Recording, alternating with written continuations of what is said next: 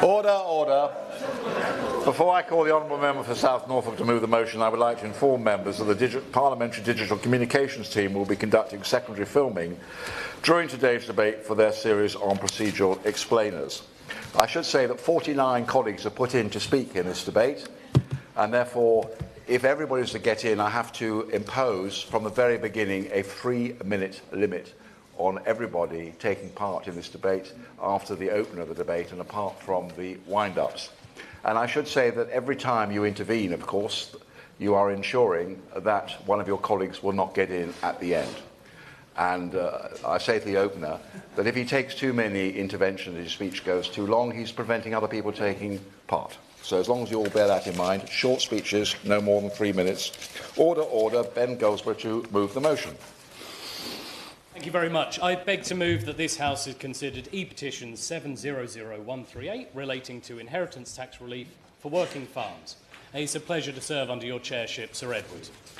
To date, the petition in question has received just shy of 150,000 signatures, a mark of strength, the feeling that exists about this proposed policy change.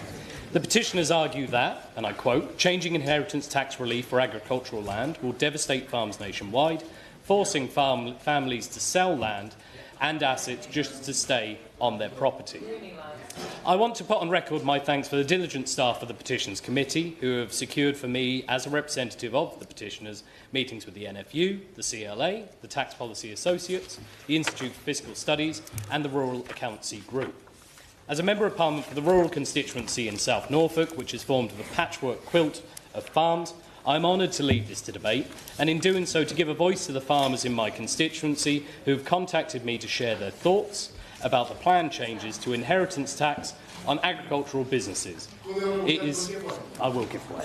I'm grateful to the Honourable Gentleman for giving way. In 2012, there was a proposal, which my right honourable friend and I certainly opposed by the then Chancellor, to impose VAT on static caravans. It was clearly wrong when you looked into it. Will the Honourable Gentleman do the right thing, represent his rural constituents and recognise that this ruinous policy will not only destroy family farms across the country, it'll put up food prices and worsen our national energy security? Do the right thing, challenge your own Chancellor and take some of your colleagues with you. I thank the Honourable Member for his intervention at 1 minute 26. I'll try and get through my speech so you can hear what I'm about to say. As I say, to give a voice to the farmers in my constituency who have contacted me to share their thoughts about the planned changes to inheritance tax on agricultural businesses. It is their views, not mine, that I'll be focusing on today. There are not many petitions that have been submitted to the committee which can demonstrate not just a willingness for online activism, but also real-world engagement with Parliament. Campaigns by the NFU, the CLA and the CPRE have been effective in drawing attention to petitioners' concerns, as has the Stop the Family Farm Tax campaign, which has placed banners across many constituencies, including mine. No matter your opinion on the proposed policy changes, this issue has created public engagement with politics from the countryside, which hasn't been seen in over 20 years.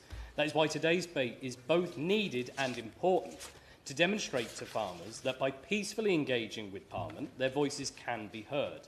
They have been effective in successfully shedding light on the daily challenges facing this fundamental sector, and I thank them for this and would encourage them to continue to advocate positively for rural Britain.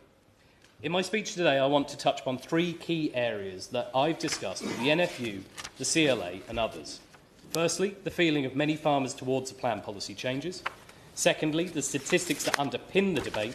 And thirdly, proposals put forward by petitioners, stakeholders and experts, which I believe are important for the Minister to hear and respond to, based on the Government's current thinking. I'll aim to cover these topics on behalf of petitioners without being sensationalist. After all, a lot of emotion and politics has been attached to this debate so far, and understandably so. Nonetheless, this is arguably at times to obscure the rational arguments which many farmers, MPs and organisations have been making, some of which accept that agricultural property relief is likely to change, but advocate for a more graduated approaches. Today is a day for calm, thoughtful debate on behalf of the petitioners, and I welcome all members' contributions in this spirit. I suggest that the end game, a more acceptable policy for farmers, won't be achieved through bashing DEFRA, the Treasury, the Minister here today, or by simply repeating the well-worn arguments that we've heard over the past few months. Let this debate be a reflection of what this House does best, which is to consider a complex problem from all sides and seek to offer potential solutions to the government. Give way. If we take it that the government is trying to address the large tax avoiders, the Dysons and people with billionaires who are investing to avoid this, and you want to protect real farmers, it's perfectly possible for the HMRC to do so. Farmers are not on PAYE. They all make submissions every year on the amount of time and work and effort and money they make from farming. Wouldn't it be possible to give an unlimited exemption to people who are real farmers based on their HMRC submissions? Thank the honourable gentleman for his intervention. There'll be something I'll be covering on in my speech later on. Since being elected as the MP for South Norfolk, I've made a conscious choice to sit around as many farmhouse tables as humanly possible. It has been clear to me that South Norfolk needed politics to be done differently. And instead of being on broadcast mode, I've done all I can to listen, engage and try and deliver for all constituents in my little slice of Norfolk. I know many of my colleagues on the government benches have done exactly the same. Not all conversations have been smooth, but as I have said to my recent meeting of the NFU, Norwich and Loddon branch, I will never shirk away from my responsibility to be their voice in Parliament and raising their views with ministers. Today I've had the opportunity to do this as a member of the Petitions Committee, and I welcome the opportunity to lay out the arguments I've heard over the past few weeks in preparation for today. I'm very grateful for the honourable member giving away, and listening is really important. And the things that I've heard from my farmers is they're either caught up between, is this a mistake or is this done on purpose? Did the government mistakenly realise it was going to bring all these family farmers into this inheritance tax and agricultural change? Or, worse still, was it planned all along and is a way of getting the land towards housing and some of the net zero targets? Either could be true. Does he have a preference over which one it is? Because I think farmers want to know, was it a mistake and should it be rectified? Or is this an ideal policy driven by the government? Thank the honourable member. As I say, what I'm about to do now is actually give you testimonies of my farmers in South Norfolk. I think all too often, as politicians, we're very keen to share the own limelight of ourselves instead of listening to those on the ground that actually want to put forward their opinions. And that's what I'm about to do now. One of my local farmers, Will, asked me to share his words in today's debate. He said, and I quote, "The government's decision to make major changes to APR and BPR will spell the end for many family farms. Before this announcement, agriculture was already going through a difficult period, and for many farmers, the news has left them without hope." Another farmer, Robert, wished for me to say, "We are trapped with no way to mitigate against the effects of this cruel tax. Farming is who we are, it's in our blood, it's all we want to do." And another, Tim, requested me to share that I've spent my entire working life trying to build this farm up and have added 200 acres in my time. I see myself as a custodian of land for which I look like the back of my hand, and I feel responsible for it. To have to sell it would be devastating and would go against all that I've worked for. Will, Robert and Tim all fear significant consequences of the proposed APR changes on smaller family farmers, and I believe that their views are shared by many farmers who have historically operated under a 100% agricultural property relief system. There is no getting away from their genuine concerns, and I know that my honourable friend the Minister will address these feelings in a sensitive manner that they require in his response. There can be no doubt that the arguments that land values are artificially high due to APR have credence. It is also undeniably true that we are seeing non-farmers buying land for tax efficiency reasons. Neither of these trends are positive.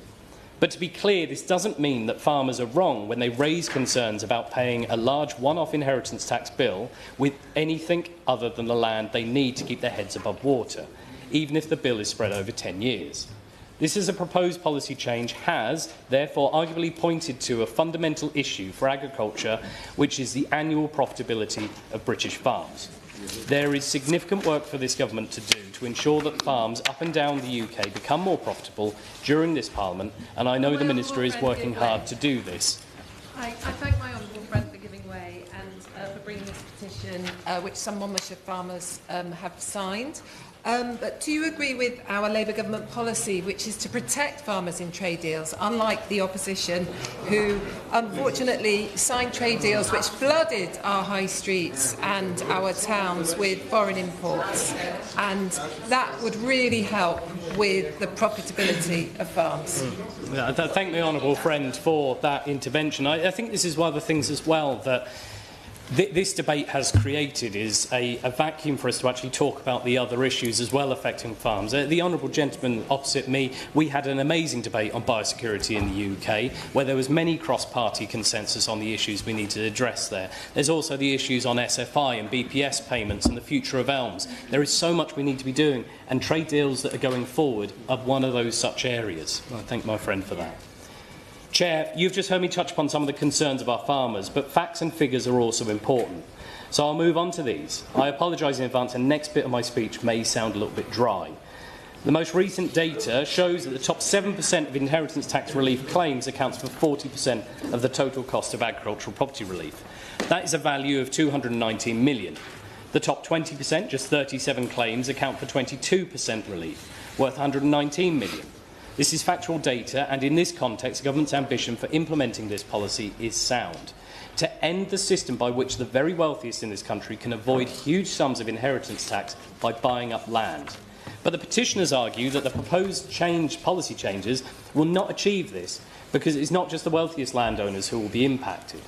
The CLA estimates that with a cap on the full relief of 1 million, as many as 70,000 farms could be impacted. The NFU estimates that 75% of commercial family farms will exceed the 1 million cap, which, of course, can be as high as 3 million, but only under certain conditions. Petitioners and local farmers regularly remind me that not every farmer is married or lives in a farmhouse of their own name. In contrast, the Treasury projects that only around 500 estates will be affected each year, based on historic claims. The IFS and the CLA both independently acknowledged in discussions with me that it's very hard to project revenue or impact because of behavioural changes are extremely hard to account for. What is clear, however, is that behavioural changes required by farmers will be enormous. I just want to continue for a little while. There is, therefore, a deep uncertainty among farmers about what these changes will mean for them. Uncertainty is bad for business, it's also bad for farmers' mental health. I would therefore encourage the government to offer as much proactive engagement and clarity to farmers as possible, including in their response today. Another primary reason farmers are so concerned is that, in short, they already face a challenge keeping their business profitable. The CLA modelled a typical 350-acre arable farm. They told me that even spreading that cost over 10 years, the farmer would be paying 100% of their annual profits for each of those 10 years to cover the proposed inheritance tax bill. That's a decade without profit. It should be acknowledged that all individuals across the UK are subject to rules which encourage gifting in advance of death. Farmers look likely to enter this world. It is true that farmers have held on to assets for longer than the average person because of APR, and this habit is unlikely to continue. I now want to move on to the part of my speech. I just want to move on to the next part. I've taken a lot of intervention. I'm sorry, the honourable gentleman. I now want to move on to the part of this speech which is a touch upon solutions. The petition is very clear that it seeks for the policy to be scrapped. I will leave it for the Minister to provide his response to the official position. Suffice to say that I think everyone in this room can agree that land banking for inheritance tax purposes is wrong, and land values are prohibitively expensive for many farms to expand, or, even more so, for new farmers to enter the industry. These are things that many farmers would like to see over the coming years. If the policy isn't scrapped altogether, then farmers have told me that alternatives could be considered to give the sector more stability at the same time as helping the government achieve its ambition for a thriving rural economy. One such alternative is a shortened taper rate for older farmers. Under this proposal, a farmer aged, for example, 70 would be given 2 to 3 years to hand over their property, with a 33% or a 50% taper rate after 1 year. I know farmers in my constituency would welcome the Minister's thoughts on this proposal, as it was raised for me at a recent meeting between myself and the NFU Eastern team. There are, of course, various ways of tweaking such approach by age or taper time, but according to farmers, movement on this front would give those who have worked the longest under the existing APR rules the ability to more quickly arrange their affairs. with respect to the Honourable Gentleman, I'm just confused by his argument, because he's talking about the scope, which is the crux of this issue. What is the scope of this tax? Now, he voted in favour of not changing it. He was quoted in the Eastern Daily Press as saying that it would not hit proper farming families. Is that his position, that this tax doesn't hit, quotes, proper farming families, or should the scope of the tax be changed? Because that is the crux of the issue, and with respect to the argument he set out, I don't know what his position is, other than he voted not to change it. Try and bring his remarks soon to a close. So let others in, please. Thank you. Just a quick reply to that. At the start of my speech, I said the problem has been this has been turned into a political football and undermining the ability for us to actually, in clear-minded ways, speak about options and opportunities. And it's really sad that the fact that I can see a shadow minister on the opposite side, who I know worked very hard on this, and that I've been able to work with him cross-party, but at the same time, the Shadow Secretary of State does not want to work in a manner that could get the best outcome for our farmers, and that's very sad. Anyway, I thought, perhaps wrongly, because of my inexperience, that somebody standing here to represent petitioners had to make the argument for and believe in what the petitioners are asking for.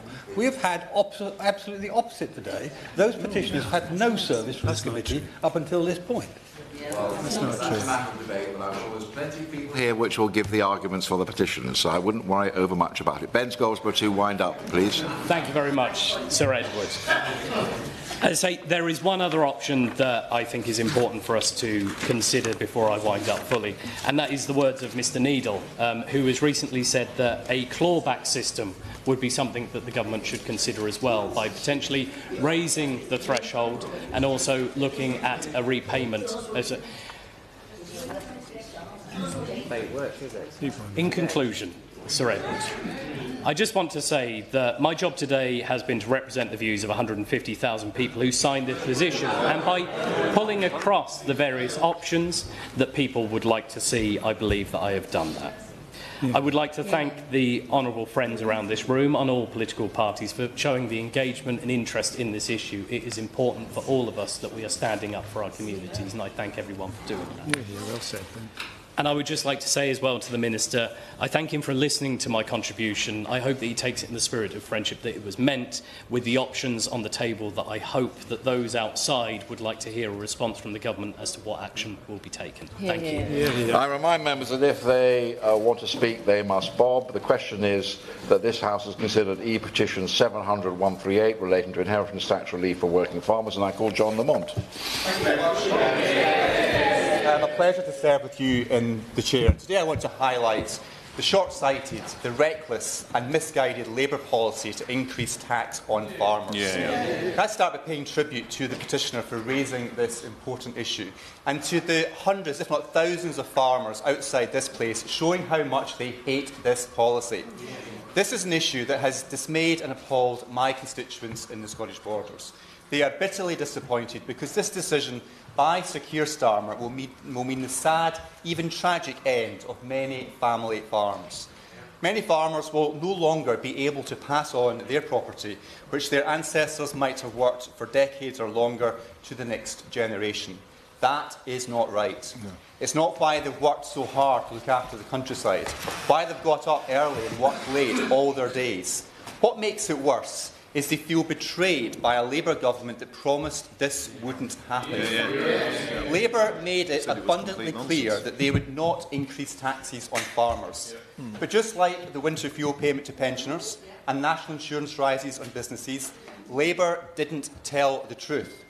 They broke their promises, and the consequence of Labour not keeping their words will be profound to the Borders, Scotland and the United Kingdom. It's not only farmers in my constituency that this impacts. It's not only workers in the rural economy. It's not only businesses in the food and drink industry. If this policy continues, it will be everyone and in one or other way. Labour's decision will force the break-up of many family farms, which will be tragic for many of those families. But it will also mean higher prices in shops and at supermarkets for the rest of us. It will put our food security at risk. and it will harm the environment as we are forced to rely on costly imports that are not as high quality and flown in from much further away. Now, how does any of this make sense?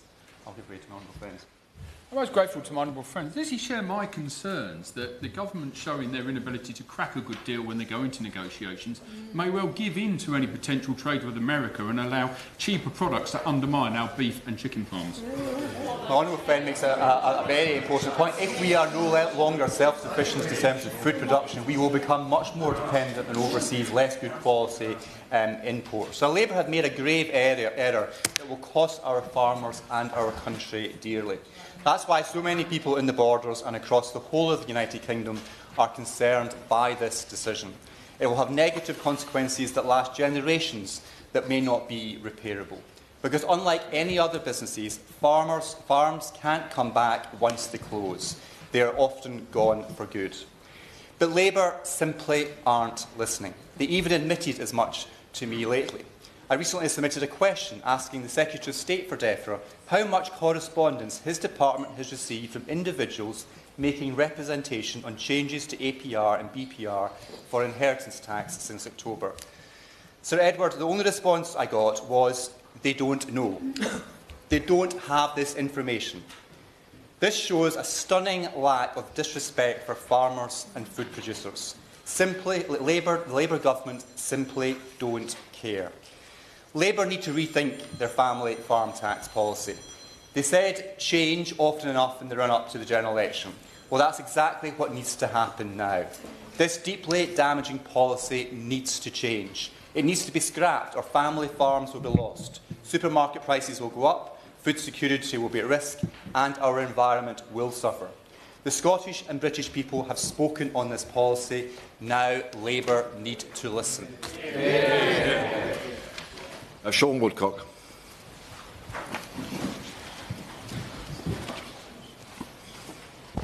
Thank you, Chair. I want to keep my comments brief, but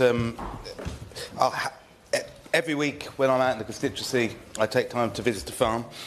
This issue always comes up. It is concerning many within my constituency. They want to be very clear that it's not like everything was ticking along nicely and then suddenly this hit.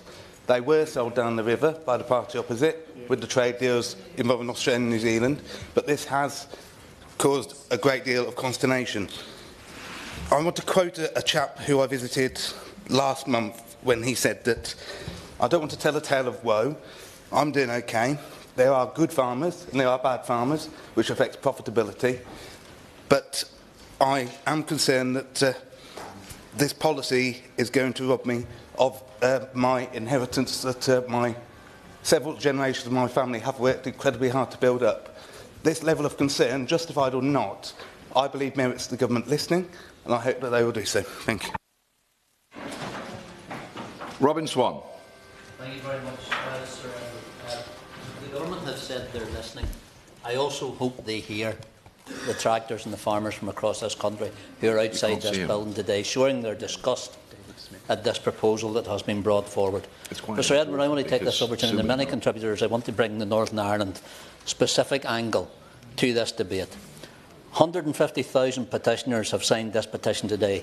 Sir Edward, I had the pleasure of presenting a petition on behalf of the Ulster Farmers Union, where 15,000 people from Northern Ireland signed a similar petition in regards to the opposition of what the government wants to bring forward and decimate the Northern Ireland family farm and the Northern Ireland family farming industry, because this will hit us disproportionately to the rest of the United Kingdom in regards to our family structure, but also our family size, our farm size. Sir Edward, recently, and this is where the Treasury's figures don't match up with that of the Department of Agriculture in Northern Ireland, nor the Northern Ireland Rural Valuers Association. Recently, we had bare agricultural land sell for £28,000 per acre. And I want to clarify that. That's per acre, because I know there was those in the Treasury who, when this was first instigated, actually got acres and hectares mixed up. Sir Edward, when you put that price of land on bare family farms in Northern Ireland, it starts to put the bare minimum small family farm in the scope of what will be not only a financial grab, but it will see the end and the decimation of what has been a generation of farms to build up. Our own department figures are saying now that 80% of Northern Ireland's total farmland will fall within this scope. 90% of our dairy industry, 80% of our total farmland, 70% of our beef and sheep farming as well. So the proposal that this tax grab, this wrecking financial grab will have on Northern Ireland farmers, not on farmers across the United Kingdom, I don't think this government has fully listened to what is coming from our Department of Agriculture in Northern Ireland, our Department of Agriculture here, and it is simply, I think as a member said earlier, that it's a treasury grab at a balance to look at a spreadsheet rather than a true understanding as to the impact that this will have on families and generations across our country. So I asked the government, I asked the Minister to engage and make sure that Treasury actually engages with the farm unions across this nation, because I don't think they've fully grasped the impact that this is going to have. Rachel Taylor. Thank you, Sir Edward. It's a pleasure to serve under your chairmanship. There's no doubt that farmers have suffered hugely over the past 14 years, with the damaging impact of botched Tory trade deals and trade barriers doing a huge amount to undermine their hard work. I know that there's so much the government can do and is doing to support farmers. I welcome the £5 billion pledge to support them over 2 years to support farming, the biggest ever sustainable food production investment that we've seen, and that will make a huge difference. But I must be honest, some farmers in my constituency have raised concerns with me about the tax changes announced in the budget, including the 40 or so farmers that I met this morning in my constituency. That's why I felt it was important to speak in this debate today, to give them a voice and convey their concerns directly to the Minister. I should start by saying that I support government efforts to tackle the actions of some of the wealthiest people in our society buying up farmland to avoid inheritance tax. These selfish individuals are not only starving our public services of much-needed funds, but they're undermining farming by inflating the price of farmland and preventing young farmers from entering the sector. Tackling this problem is something fundamental that many farmers in my constituency support.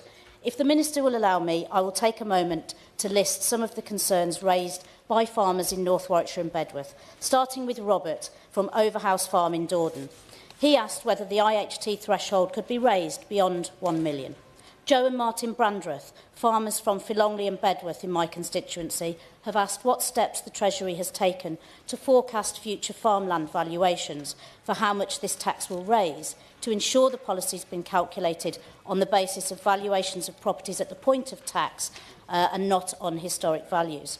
Helen Fisher from Grendon has expressed her concerns that changes to inheritance tax will reduce the incentive for farms to invest in improving their productivity. Could the Minister confirm what action has been taken to ensure farmers are incentivised to make their farms more productive?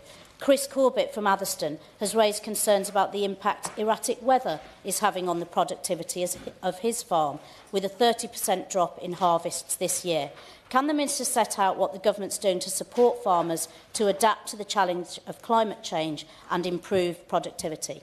Ralph Arnold from Seckington near Tamworth has asked whether the government could consider rethinking nitrogen fertiliser tax or exempting double cab pickups from vehicle taxation when they are in use as essential farm vehicles. And finally, Adam Beattie is a tenant farmer who's concerned about the impact on him should his landlord try and sell to cover an inheritance tax liability. There are a number of other points I wanted to make, but time is short. Farming is fundamental to the fabric of our nation and is at the heart of my constituency. Thank you for calling me. This is a flagrant reversal of promises made. The Prime Minister appeared before the National Farmers Union Conference and he shed crocodile tears. He said to the hundreds of farmers assembled and the widely listening electorate from the rural areas that he knew what it meant to lose a family farm. And his voice trembled with that emotional resonance as he conveyed to those constituents in my constituency and across England and all the regions of this great country that he would never impose upon them the tax that he has imposed upon them now. It was a cynical breach of a promise made by a man seeking the highest office in this land. Hear, hear. And upon those promises, Sir Edward, thousands of people relied. The elderly widower, whose deceased spouse cannot transfer her allowance.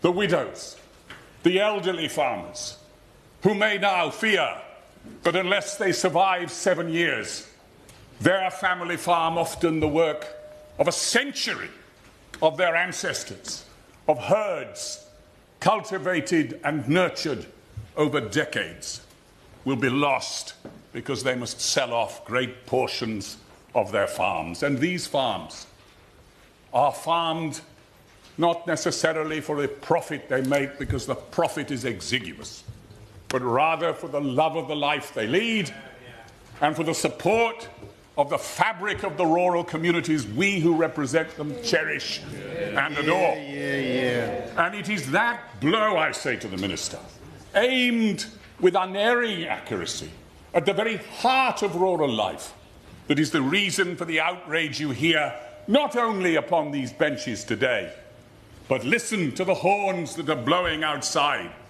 That is the voice of real democracy. That is the voice of the people crying out to those of us here to change direction upon this harmful and damaging decision. And so I say, Sir Edward, I appeal to the Minister, for whom I feel sorry. He has been sent out like a night watchman to face the fast bowling in the twilight of the evening on the Test match's last day, and it is Michael Holding coming into bowl. I don't envy his task. Go back to his seniors. Tell them to change their direction. The time has come for the ministry and the ministers to accept they are wrong. Their figures are wrong. Change the policy. Alistair Carmichael. As Chair of the Select Committee, I've not been short of opportunities to speak about this issue in recent months, so I shall keep my remarks today very short in the hope that others might have the opportunity to place their constituents' concerns on record. I should have also declared at the start that I am myself a farmer and landowner, and that's referred to in my entry in the Register of Members' Interests. The honourable gentleman introducing the debate said quite rightly that what was necessary now was meaningful engagement with government, and he's absolutely right in that regard. And can I say to the Minister replying today, that engagement has to come from the Chancellor of the Exchequer herself. For her not to have met yet with representatives of the farming unions from across the 4 nations of this country is unacceptable, and that has to change soon. Farmers are not, as the Secretary of State said to the Select Committee on the 19th of November, wrong in their understanding of this. What is wrong is the numbers in which the government have based the policy that they have brought forward. It will affect many, many more farmers than he states than is currently believed or admitted by Treasury. As Jeremy Warner said when he was giving evidence to the Select Committee, this is a policy that penalises those that the government wants to protect while protecting those that they say they want to penalise. There is a need now for this whole policy to be paused and reconsidered. It needs to be done because there was no proper consideration given in the first instance to the full range of unintended consequences. And in that regard, I have one question I would like to hear the Minister answer when he comes to reply to the debate. Before this policy announcement was made, what consideration was given in Treasury to the very particular position of tenants in Scotland who hold their tenancy under the 1991 Act? Essentially, the situation there is that a 1991 tenancy gives rise to an asset that is a chargeable asset for taxation purposes, which survives death. But because they are tenants, they do not have an asset that they can then sell on in order to pay their tax bill. That seems to me to be a point of fundamental inequity. And if the Minister did not consider that before they brought the proposals in the budget, then what else was it that was given insufficient consideration? There is a need to reform inheritance tax. There are things that you can do good things for agriculture that you could do with proper consideration. But in order to do that, the policy must first of all be paused, and the proper engagement that we've spoken of needs to happen. Jamie Stone. Sorry, is Jamie Stone? Thank you very much, Sir Edward. It's a pleasure to serve under your chairmanship. And can I just say, by way of housekeeping, as the chair of the Petitions Committee, how delighted I am to see such a fantastic attendance here today. I want to say just two very simple things. A week ago yesterday, I attended the farmers' rally. I was the only politician there. I attended the farmers' rally in John O'Groats, at the other end of the United Kingdom. And I can tell you this, it was a cold, blowy day, and the farmers and their tractors were out in force. And I spoke to so many of them, and the concern was, even that far away from here, was exactly the same as we're hearing expressed today. The fear of losing the farm. And that takes me to my second and simple point, which is this. I was brought up on a farm, Sir Edward, a dairy farm. It was bought by my great-great-grandfather, Donald Fraser. And it was in the family from the early to middle 19th century, a long, long time. But through financial circumstances, my father had to sell almost all of it off. Today, my brother and I own the princely sum of 2 fields. And yet, here's the point. There's not a day that doesn't go by that I don't look towards the fields we used to own on the shores of the Donach Firth and wish that we still owned them. It's in my blood. It's not like selling stocks and shares. It's not like selling a holiday home in Spain. It's in the blood. It's in the family. And here's the point. Unless I was to win the lottery, I would never be able to buy those fields back again. And I'm not like to win the lottery, and even then, land goes up in value. So my point is this. It's emotional. The attachment is there, and that makes it so very different to other forms of things you might own. And finally, the point's already been made. Once the farm has gone, it's gone forever.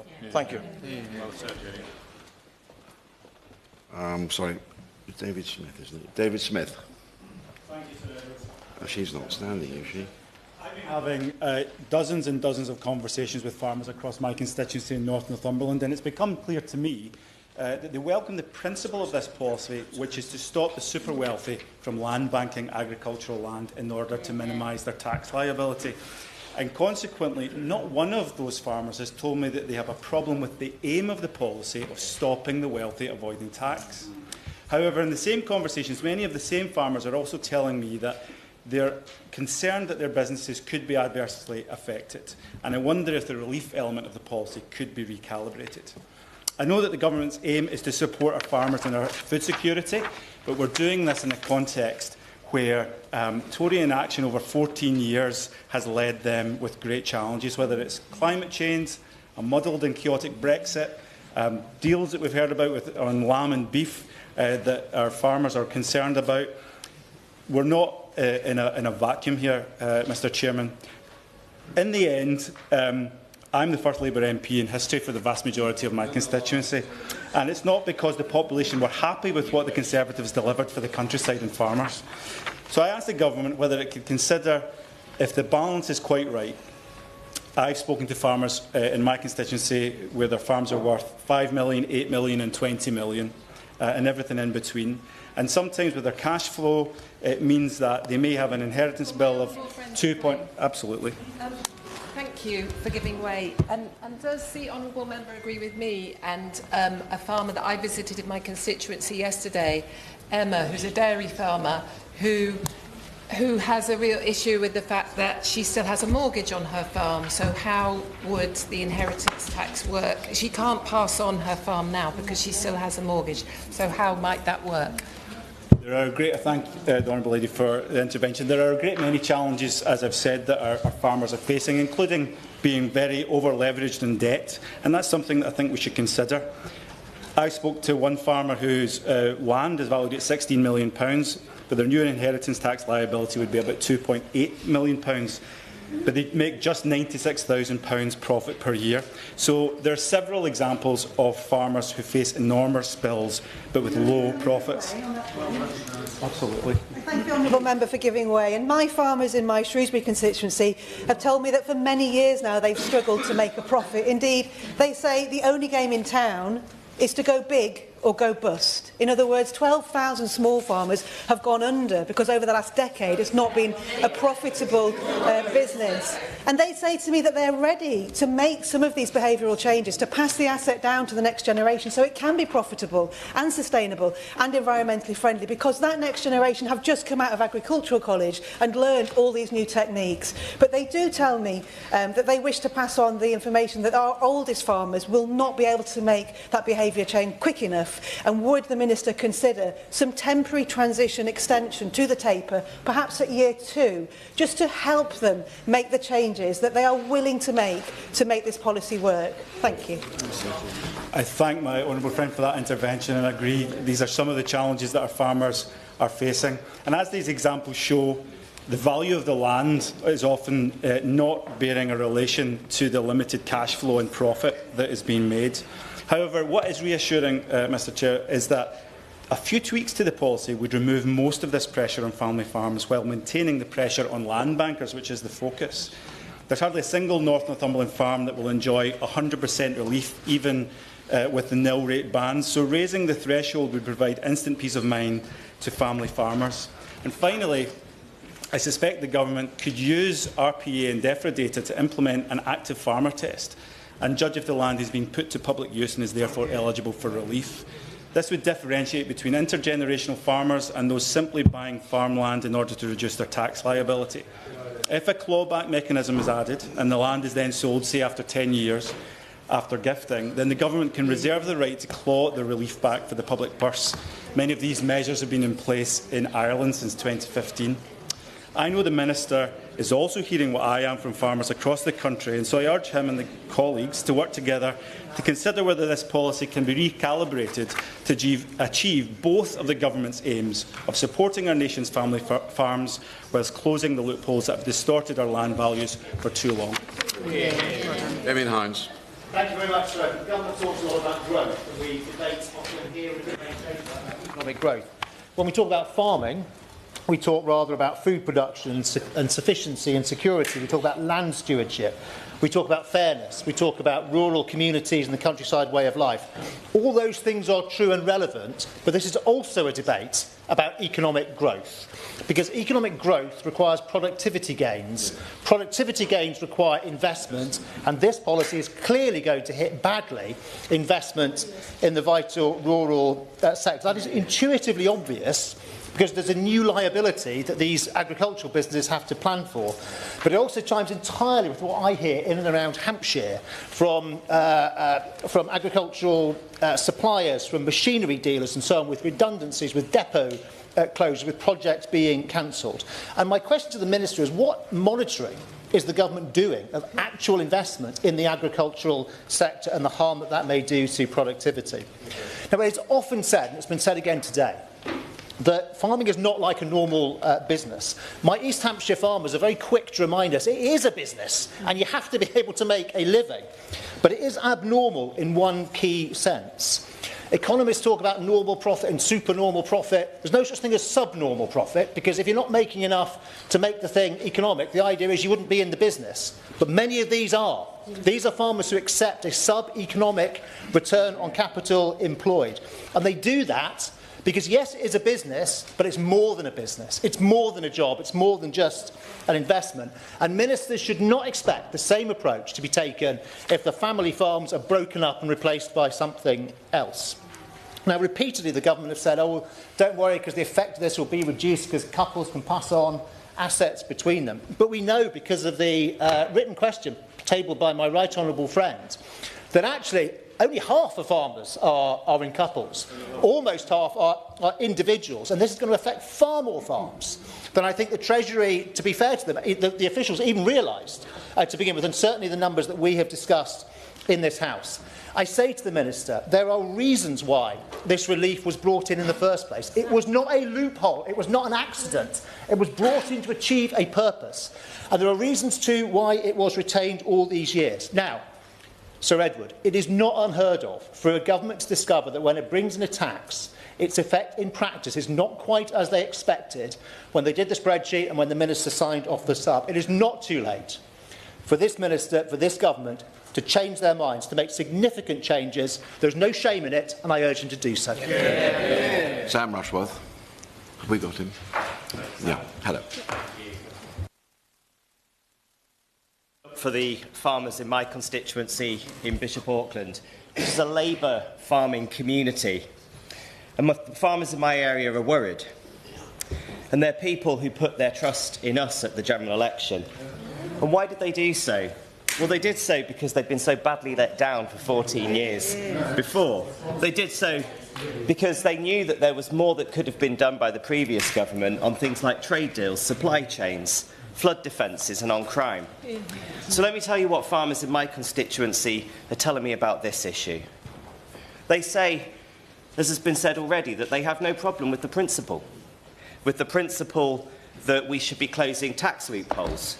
They want to stop billionaires, to quote the Telegraph, from hoovering up agricultural land, which they know is pushing up land prices. And they even support the principle, Minister, of paying tax and raising revenue for a Treasury, because they know that Treasury revenue is necessary to improve the NHS and to improve schools in their communities, as well as a strong agricultural budget. But they are asking, and they're not asking, by the way, for a full U-turn, but they are asking for some meaningful tweaks that will help the policy to better target the goals that it intends to achieve. Will my honourable friend give way? I will give way.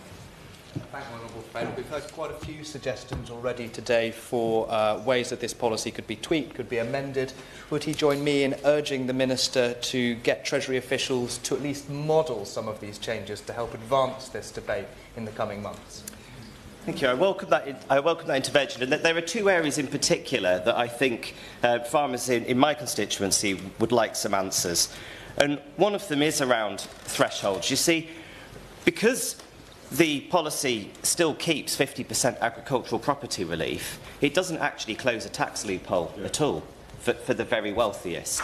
And they'd like to see the modelling from the Treasury that says that it would.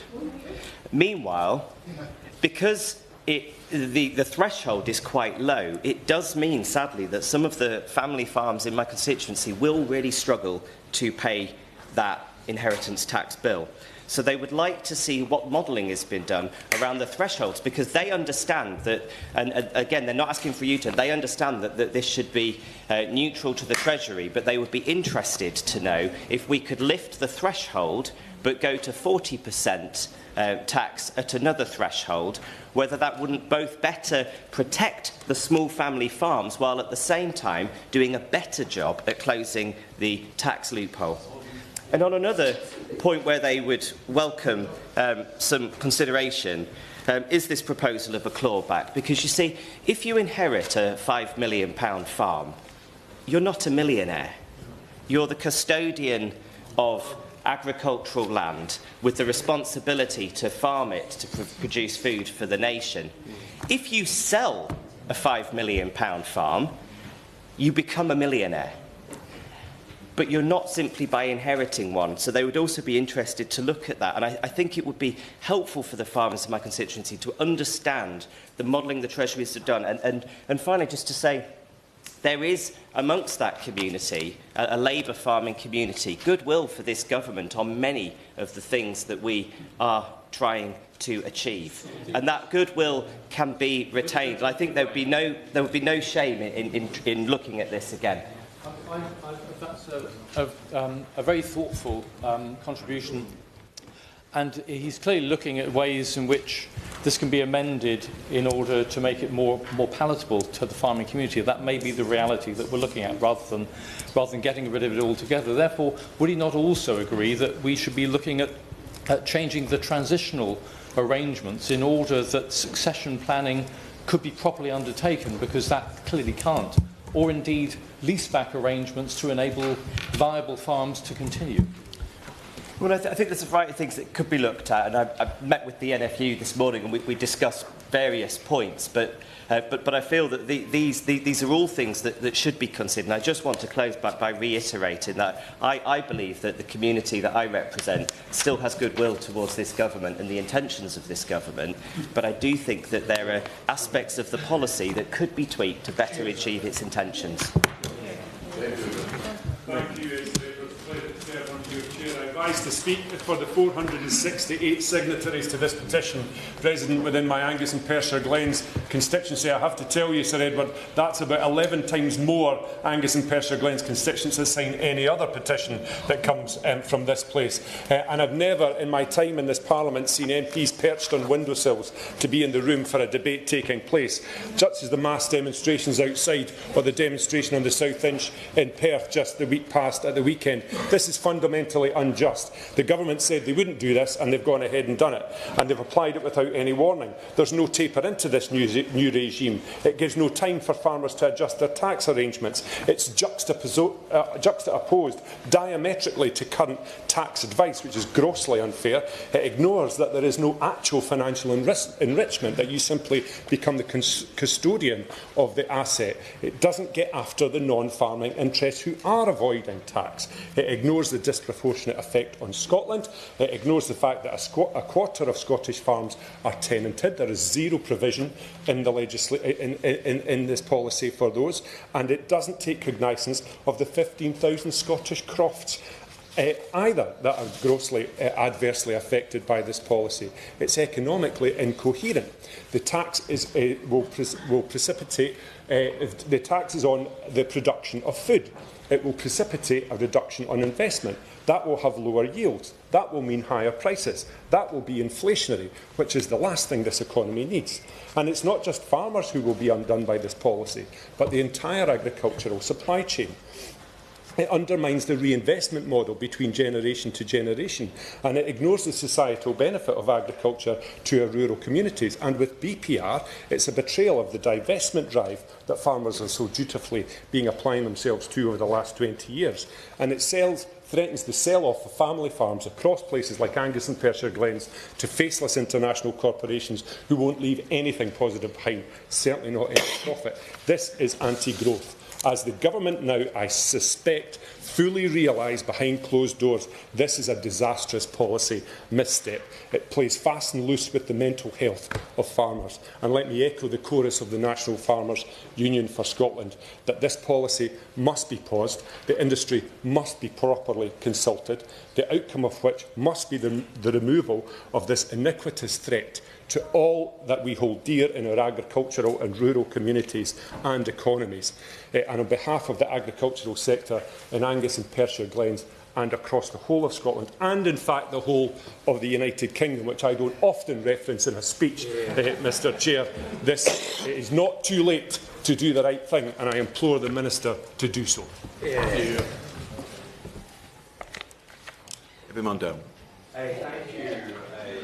And it's a great pleasure to serve under your chairmanship. I participated in the previous debate in the Commons chamber, and I do welcome the different tone from government backbench MPs in this debate, and they will get much further with their constituents by reflecting their concerns than reading out whips points in these debates.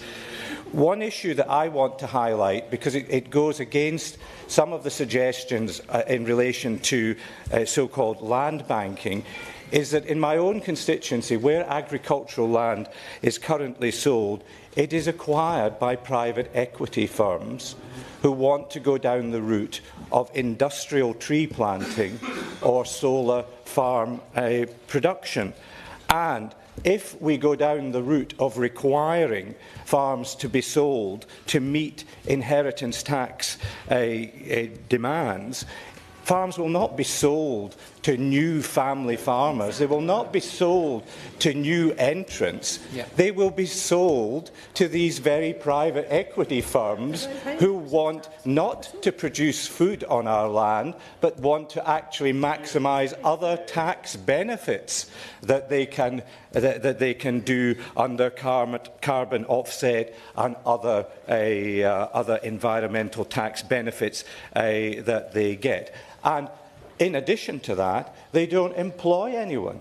They don't employ anyone within the constituency. There's no ongoing employment. And farming doesn't just produce food. It doesn't just create the generational benefits, environmental benefits, but it is at the heart of the economy. And I have seen that directly in the 2001 foot and mouth outbreak in my constituency, in which virtually every hoofed animal was destroyed in order to counter that. When farming closed down, the economy closed down.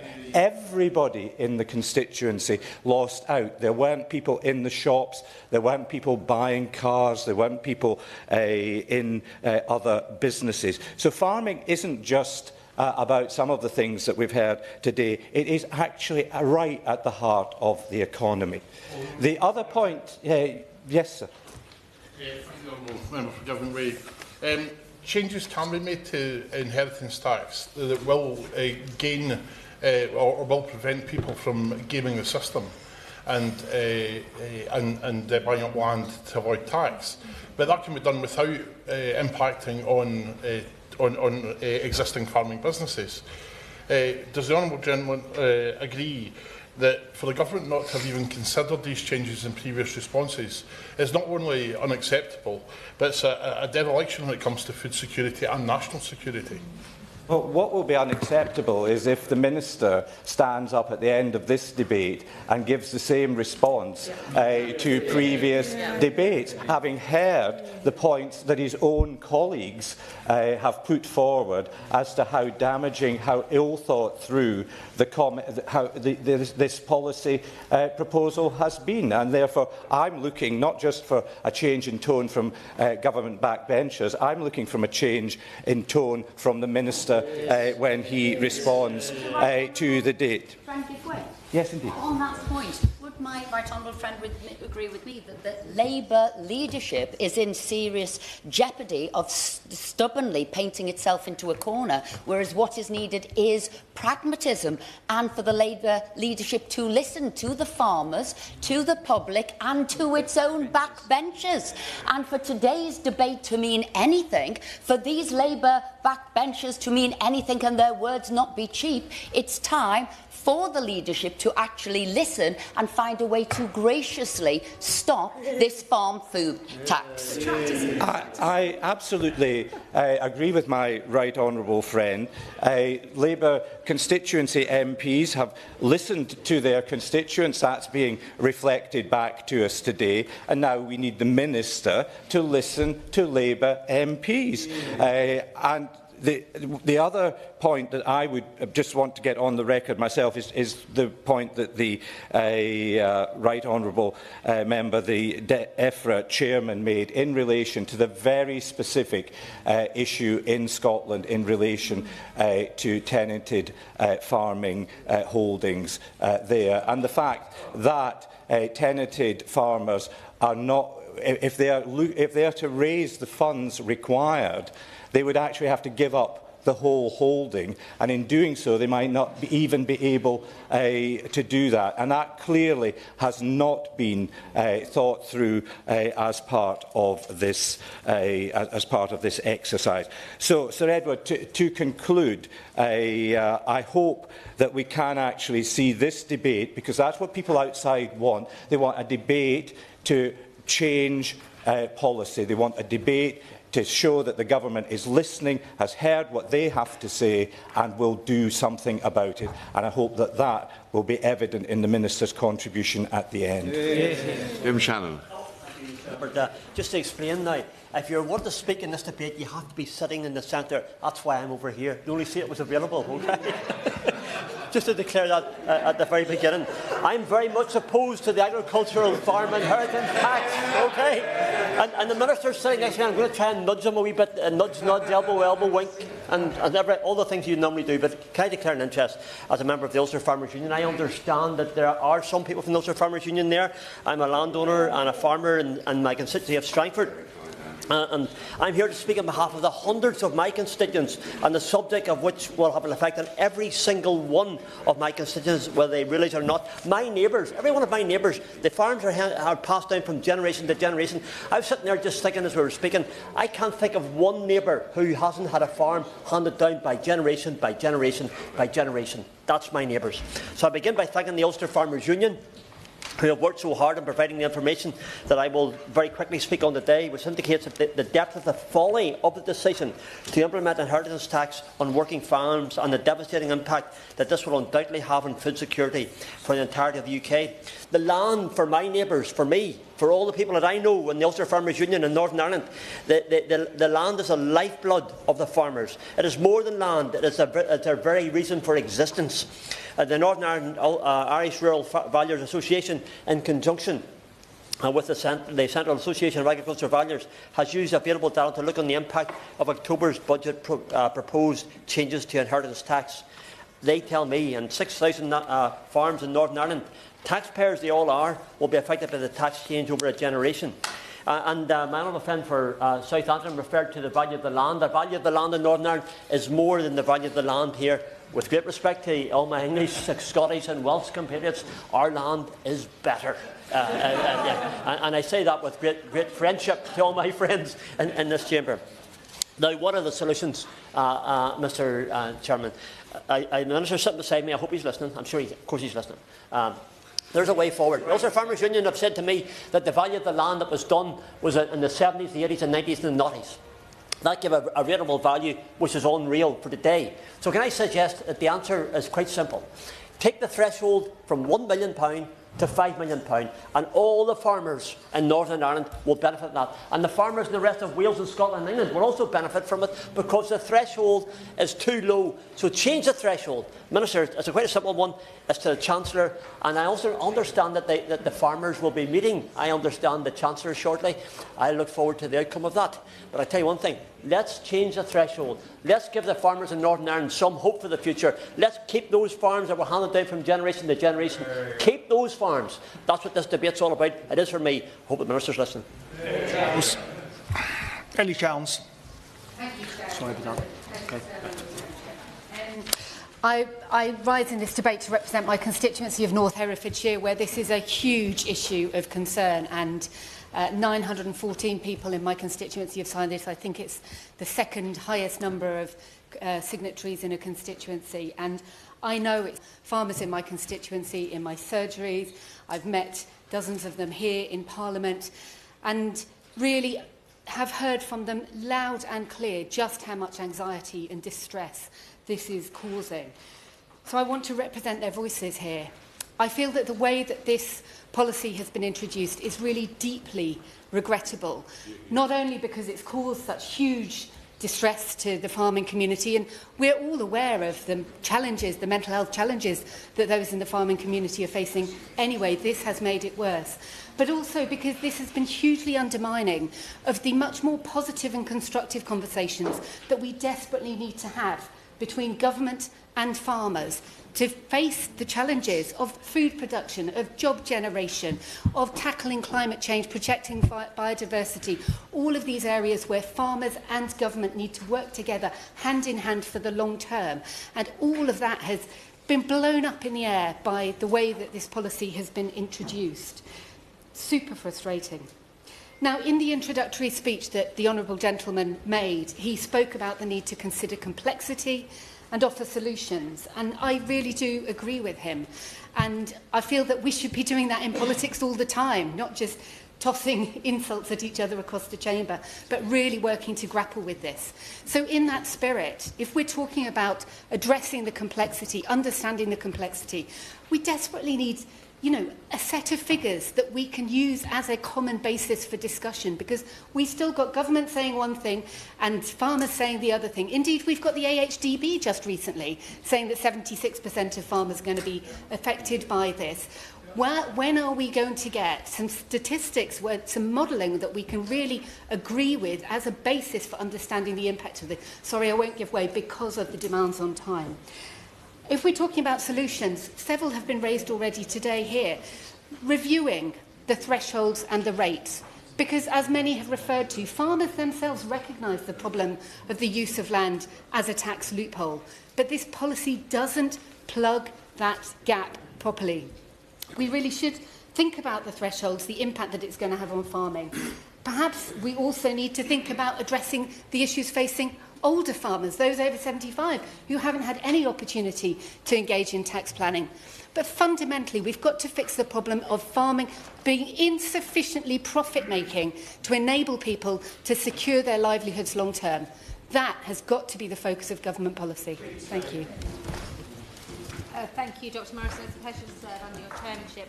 Last week I was invited to Goodens Farm in Stowborough in my constituency of Mid Dorset North Pool. Phil Randall is a third-generation farmer, and he hosted us with the other Purbeck farmers, dairy, beef and arable, and I saw the investment in his equipment, his buildings and his livestock. I was really impressed with the innovations that he's already put in place to protect himself and his business from the steep increase in fertiliser costs after the invasion of Ukraine, the investment in the care of his dairy and beef cows to improve their own welfare and his yield. And I was so excited to meet his newest calf, born by caesarean section and nurtured through his early days by him and his children. I was shocked when he told me that his farm is run entirely by him, his wife, his children and 2 members of staff, which gives me the impression that there is no money left to pay anybody else on that farm. It was really clear that Phil and the other farmers there, including Ian, Chris, Nikki and Catherine, care deeply, from the other farms, not his staff, they care deeply about their own farms, but they also care about the wider sector and protecting the countryside, ensuring food security and making sure that they have a sustainable business. And one farmer shared with me that the margins on his farm are just 1%. I can think of no other industry that would carry on with a profit margin of 1%. They are deeply angry about what happened last year, but they have now come to the conclusion that it's unlikely the Chancellor is going to U-turn. So they asked me to convey their ideas of what they want from the government. They want a consultation with them about how these changes can be modified. They recognise there are people buying up land in the countryside that are not producing food and they're not supporting environmental aims of the government to mitigate climate change. They support the introduction of a family farm tax as proposed by the Liberal Democrats and the transfer of the inheritance tax liability to the point of sale of assets and not the inheritance. They want to see a temporary relief to create time for estate planning, not just for elderly farmers, but for anyone who dies unexpectedly in the next 3 to 4 years, noting that farming is an incredibly dangerous profession at any age. They want to see institutional investors forced to be more transparent, having raised concerns about wealth being hidden in their land. They want to see APR and BPR separated with separate thresholds. Would you like to give way at that point? I'll get happy to give way. I thank the honourable member for giving way. She talks about pessimism that the government will U-turn on this, but does she share my optimism that the government may well U-turn if enough of its own backbenchers make a point? It's true. It's true. That's not really for me to say, but I hope that they're listening, and I hope. And the important thing about this is there is time. There is time. We have until April of next year, and this is why the consultation and listening to all these people here is so important. I saw just how much was being invested in tractors, muck spreaders, equipment to cut and bale the grass, milking equipment, water storage systems. If we want our farms to be more efficient and be more profitable, it is ridiculous to then charge those people the tax on the investment they're making to make their farms work better. So I'm imploring the Minister. This tax is going to harm the countryside, it's going to harm food security, and if we end up increasing imports, it will also have negative impacts on climate change and animal welfare. It is so important that you hear the message of us, of the people here and the tractors outside, and I hope that you take this opportunity to at least reform, if not scrap, this tax. Ed Maguire. Thank you, Chair. It's a pleasure to serve under your chairship. I stand to speak on behalf of 800 signatories to this petition from my North Cornwall constituency. I also speak in this debate as chair of the all-party group for dairy. Almost all of the financial advice farmers had sought up until the budget had included APR relief in their financial planning and how they would pass on their family farms to the next generation without this ill-thought-through tax. These changes will hit the hundreds of family-run farms, many of which have been proudly looked after generation after generation by the same family. I must add, by the way, that the mental health of my North Cornwall farmers has plummeted since this was introduced. I will give way. I thank my honourable friend for giving way. I've had farmers in my constituency of Yeovil tell me that the government's changes to agricultural property relief have damaged their mental health, with some taking their own life. Does my honourable friend agree with me that rather than worsening the mental health crisis in farming, the government should be addressing it by scrapping this family farm tax, investing properly in rural mental health services and establishing a national working group on suicide prevention focusing on agricultural and veterinary occupations? I thank my honourable friend for that intervention, and he won't be surprised to hear I completely agree and wholeheartedly support those suggestions. The changes haven't even taken effect yet, but their harsh effects are already on show. Surely we can urge the Minister with one voice today to look for an alternative to this ill-thought-through tax if there is no full U-turn on the horizon. This change won't hit the wealthy investors that the government had taken aim for. I urge the government... I will give way. I don't think I can listen to many more people say this. When I questioned the Prime Minister at the Liaison Committee before Christmas, he specifically said that what rich people do with their money within the rules was a matter for them, and that in creating this policy, there was no actual target audience for it. Does that not rather point to an inconsistency in messaging amongst Treasury and Downing Street? It's a very good point from my right honourable friend, as always. And as I was saying, I would urge the Minister to look for alternatives. We've heard about the Liberal Democrats' proposal for a form of a working farm test. Other honourable members have suggested some kind of clawback scheme where the farm is sold within, say, 10 years of inheriting it. I'll draw my remarks to a close because I know other honourable colleagues want to come in, but I will just finish with this. This tax, this family farm tax, will raise around £500 million a year, not an insignificant sum, but is it a price worth paying to kill farming in this country and crucially risk our food security? Liberal Democrats have proposed restoring the cut that the Conservative Party made to the big bank levy in 2016. In contrast, this would raise around £4 billion a year and certainly puts this family farm tax into perspective. Thank you. Graham Stewart. Well, I do have a sense of déjà vu because a month ago I stood here, the Minister sat there, and we hoped that the government would listen. Well, it didn't listen. I suppose, though, we should try to be optimistic, Dr Murison. That time, apart from the Minister's aide, there wasn't a single Labour MP to be found in this debate. And here they are all today. And they vary in their approach from, I don't mean to be too personal or rude to the Honourable Gentleman from South Norfolk who opened it, but I've never heard a speech in this Parliament in nearly 20 years that expressed no opinion on the subject in hand. So he gets the vanilla award. The Honourable Member for Bishop Auckland was perhaps tentative and timid, but nonetheless wanted to hint that it was possible that this perfect selection of policies put forward by Labour might need a little tweak. Well, congratulations on that, though I think the award should go to the member for Northumberland, who I think was pretty clear that he doesn't think this policy is right and it needs to be changed. Well, praise the Lord that someone on that side of the chamber is prepared to come out and do this. That's what you were sent here for. Not to do whatever the Prime Minister tells you to. So, as I referred to earlier, when the 2012 budget and it wanted to bring in the caravan tax, it was going to devastate the industry in East Yorkshire, which happens to be based there, and down my coast, because that's where they're deployed. We stood against it and we opposed it. And I am delighted to see that the honourable gentleman is going to stand up and find that inner rebel inside his heart. There's absolutely nothing to it about what I'm telling the honourable gentleman when I say that farmers in my community have been massively let down by the previous government. Nothing timid at all about that. I don't know why the honourable lady keeps saying this. We haven't voted on this policy yet, but there was a vote. It was a vote against a motion that was put forward by the opposite side, and it was a cynical motion that was designed to make us want to vote against it because it was so ridiculous.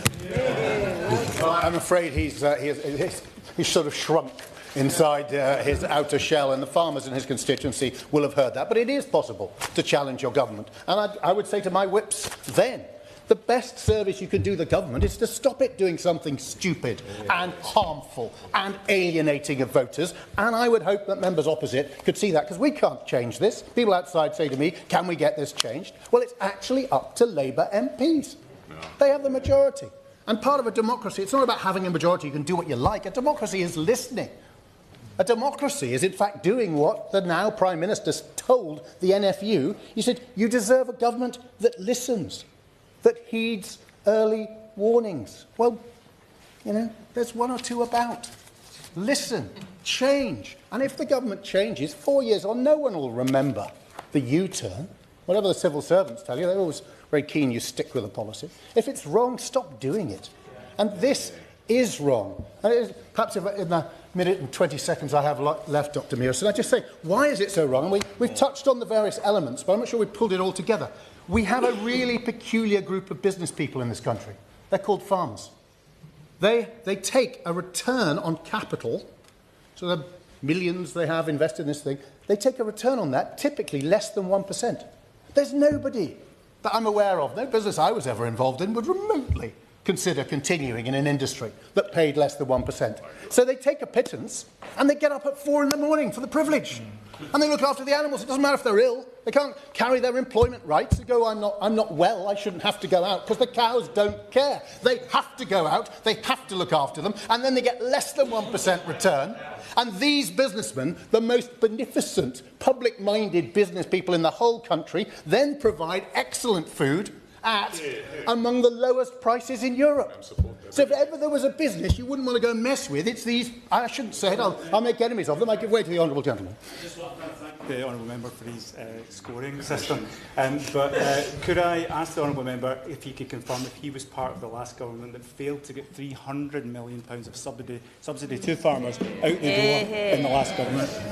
Well, I understand, and for his political career, having been so brave today, I entirely forgive him for that piece of whataboutery. But what we have is this. It's to understand how remarkable it is. There is this whole group of business people who take practically nothing from their business, work all the hours God gives, and provide us with among the finest food in the world at among the lowest prices in Europe. Why would you want to mess with that? And not only do they do it, do you know what they do? They brainwash their children from the earliest age so that they carry on doing it. Right. I mean, these people are in indentured service to the nation, providing food while making very little profit. And they do it willingly. In fact, they love it. It's their life. And to go and mess with them out of some socialist stupid spite is ridiculous, absurd, and the members opposite know that. The member for Northumberland certainly does, and he should lead his colleagues to tell the Chancellor, change course, just as we did in 2012 when George Osborne got it wrong. Right. Eric Cross. Pause of the day as well. Since the budget, since the Chancellor turned farmers' lives upside down in this country, we've heard stories from farmers across the UK. And, I mean, we'll hear more of them today. And, of course, the other side have marched out stories of their own farmers who, I mean, a few months ago, they weren't hearing anything from their farmers, but suddenly they've got a voice, and it's good to hear that they've been listening and now are actually representing their voices. But these farmers have been telling us for months the impact it's going to have. I've told you about the 90-year-old farmer in my constituency whose son is now resigned to the fact that he's going to have to sell the farm, give up on the livelihood that he thought he was going to have and the life he thought he was going to have. And I've told you about the farmers whose wife died earlier in the year, and then by the end of the year they also realised they were going to lose their farm. But the government didn't want to listen to this. They would not listen to the stories coming from our farmers. We've heard that farmers only make 1% projects, as my honourable friend said. What other business would take a 1% profit and think that that's a life that they wanted to continue? And we've also heard how investment has fallen off a cliff in farms since this policy came forward. And if we don't invest in farms, if we don't encourage investment in farms, how are we going to increase profitability? Profitability and productivity are linked. If we have poor productivity, poor profitability, we are never going to get to a stage where any sort of IHT bill, let alone this one which the government are proposing, are going to be managed by farmers. But of course it's not just farmers who've been making the government aware of where they stand. We've heard from the NFU and NFUS saying 3/4 of commercial farms will be impacted, from the CAAV, the experts in valuing, saying that 75,000 farms will be impacted, from the CLA saying that 1/8 of farms over 350 acres will have to sell land in order to cover the bill. And we've heard from Savills, property experts, saying 88% of UK farmland will be impacted. But yet, given that the Treasury say that it's only going to be 20–25%, that's the figure we stick with. We stick with the government figure because that fits the narrative. We don't listen to the industry, we don't listen to the experts, and that is why we have got to the situation we are now. I will, of course, give way. I thank my honourable friend for giving way. When Jane's husband died just under 3 years ago, their farm passed to their son, the 5th generation of the family, to farm that land. Their accountant says that if that was to happen after the government's changes, that farm would be looking at an inheritance tax bill of between £80,000 and £100,000. Well, does my honourable friend know of any farm that has that kind of money available without selling off a huge chunk of their farm? I thank my honourable friend for that intervention. And no, I don't. I don't know of any family farmer who has that sort of money to cover the bill. And that is the issue. We are penalising the very people who have fed us, who have supported our rural communities, who have custodied the land for generations. We are penalising them in order to fit into whatever narrative the government are trying to fit into with this policy.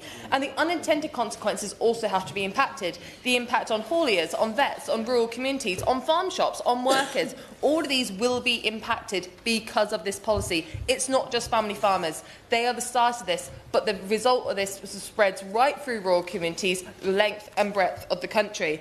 We know this policy is... Yes, I will, yes. I thank the Honourable Lady for giving way.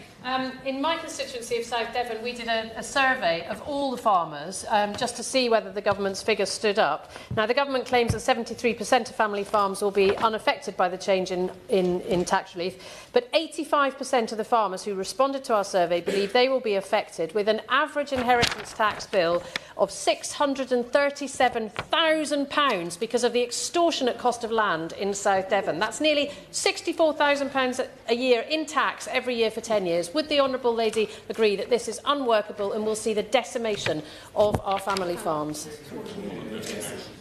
Absolutely, I 100% agree with what the honourable member is saying, and that will be repeated across the country in rural Labour constituencies, in our constituencies. It doesn't matter where you are in the country, our farmers will be facing hundreds of thousands of pounds in high HT bills because of this government's decisions. No other reason than that. Balance sheets might say one thing, the Treasury's balance sheets might say another thing, but the reality in rural constituencies, in rural communities up and down the country is that this policy is going to devastate our family farmers and our rural communities, and the government must change course before it's too late. Well done. To serve with you in the chair, and I also thank the Honourable Member for South Norfolk for opening the debate today. Now, it's the first time North Shropshire has been in the top 10 constituencies in a petition. 713 people have signed, and that's not surprising when you think that there are over 1,000 farms in the constituency covering 62,000 hectares. It's one of the 20 most rural constituencies in the country. And producing food for the country is our main activity, not just in farming and the thousands of people supporting those farms, but food production, food storage and food distribution all being major industries as well. Now, farmers have had a tough time.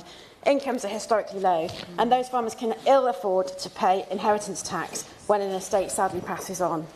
The government estimates that 288 farms will be affected in Shropshire, in North Shropshire, and even if that's not an underestimate, which we strongly suspect it is, that's a whopping 27% of the farms in my constituency. More than a quarter will have to sell off land rather than further invest in the rural economy, and that is shocking.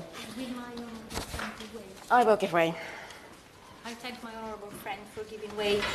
These policy changes could force hundreds of family farmers in my constituency of Stratford-on-Avon to sell their productive land.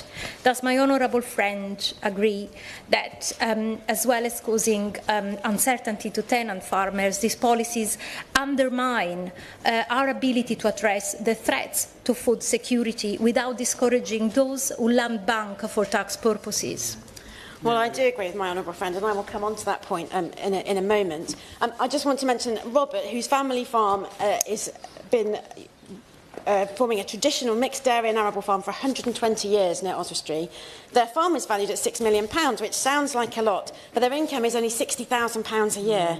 So even if the £3 million dual relief that we've been told about by the Treasury applies, it would wipe out their income for 10 years to pay it off. And in fact, they estimate their liability would be higher than that. And it's not just traditional farms that are affected. Rental businesses, nurseries, horticultural businesses, all fearing that they can't pass on their business at the time of death as a result of this ill-thought-through policy. Now, the Chancellor wanted to put off wealthy non-farmers from buying land to avoid inheritance tax, but I reckon if you are able to get 20% with 10 years to pay it off, that's a pretty attractive alternative to paying 40% now. And with such a low threshold of £1 million, many small farmers will be left with a liability they simply can't afford to pay because land does not translate to cash unless you sell it. This tax doesn't achieve its mission at all. The idea that farms can survive this isn't true. Years of being taken for granted by the Conservatives have left farms in a desperate state. 8,000 farms shut their doors last year. That's 1 in 25. And farm incomes have been dropping year on year. It's down to a number of factors: soaring inflation, which is beyond the government's control, and the botched implementation of the SFI, which wasn't. The disastrous trade deals with Australia, New Zealand and the CPTPP have set an alarming precedent, especially when the President of the United States is holding anyone to ransom who doesn't give him what he wants in terms of trade tariffs. The government must protect the farming budget. We need our family farms to thrive, for economic growth, which is so crucial in rural areas, to produce our food and to protect our environment. There is still time to reverse this disastrous decision. I urge the government to listen to these valid concerns and demonstrate its commitment to rural Britain. Let's axe this family farm tax. Yeah. John Cooper. Under your chairmanship, I represent Dumfries and Galloway, which is the land of milk and slurry, with due deference to the honourable member from Strangford with his super valuable land. We actually have some of the most productive grassland in the whole of the country. The point that the farmers there make to me all the time, and they are not, by the way, the large estates, they are small, very often tenant farmers. The point they make to me is that Treasury ministers, like accountants, very often know the cost of everything and the value of nothing. And I think that's the situation here. There is a fundamental misunderstanding about what these reliefs are. They are not loopholes. They were specifically put in place to allow multi-generational farming to continue. And if I can, I'll quote one of my farmers, Robert, who farms near Money Ive. He said, APR and BPR has been suggested, loopholes, but targeted and necessary reliefs designed to allow multi-generational farming businesses to contribute towards food production and economic growth. Absolutely. We've heard from this side several attempts at projecting possible tweaks to the legislation and feedback from our members. But on that point about loopholes, I don't think anyone is saying that family farms have tried to abuse loopholes. It's those big billion-dollar corporation and land bankers that have actually started to exploit it. They've repeatedly called it a loophole. Well, I thank the honourable gentleman for his intervention, but as he's hearing from this side, it's been repeatedly called a loophole. And I have been told in the chamber that I am scaremongering. That's not right either. This is nonsense. The fear out there is real. Listen to the noise outside. These are people outside who are not multi-millionaires. They are not shroud-waving for the sake of it, and they are not people who are exploiting a loophole. It's a little bit like red diesel. And again, the Minister, I suspect, doesn't even know what red diesel is. Red diesel is priced cheaply, and that has a direct linkage and a direct effect on the price of food that we pay in our shops. The whole system is designed to try to ensure food security first and foremost, and secondly to deliver quality food at low prices. We've heard about tweaks and so forth. It's not for me to suggest tweaks. The government is in power with a huge majority. It must think again, and it's not, as I say, for me to sit down and write out specifics for them. They have the ability not to make a great screeching U-turn, but to make the tweaks that can actually protect this most important and vital industry. Will the Minister please take away the message that he's heard today, and there is a change of tone from the benches behind him, that this is a real serious problem and changes can be made. It is not too late. Thank you. Well done. Wendy Chamberlain. Thank you, Dr. Morrison. It's a pleasure to serve under your chairmanship. Now, farmers are descending on Whitehall today for the third time in as many months, and we all here, I suspect, know that the government's proposals to change both APR and BPR, not forget, have been an exercise in failure, a failure in political judgment, communication, and based on the latest OBR analysis, not even going to achieve policy outcomes either. And I know that there have been suggestions from a number of members around different ways of mitigating this impact, but I point out today that there was a report that £500 million is being spent in costs to HMRC, additional costs in recouping tax, and that, funnily enough, is the same as the £500 million that this policy is estimated to bring into the Treasury. So maybe we need less loopholes, simpler tax, and a way to help working people in this country. I want to raise an issue that a number of members have raised, including the member of the Select Committee, which is about agricultural tenancies and particularly their impact in Scotland. Now, agricultural tenancies have an inheritable value. There are circumstances where a tenancy can be passed on via will, the rules of industry, or some conditions as a lifetime gift. But this is not purely a Scottish occurrence, but it is many, many times more common in Scotland because of the Agricultural Holdings Scotland Act 1991. And any tenancy which this law applies to can be passed on by the tenant as part of their estate. The tenancy is valued per acre, and there's a difference between market rates and what the actual rent is, because these tenancies have much lower preferential rates.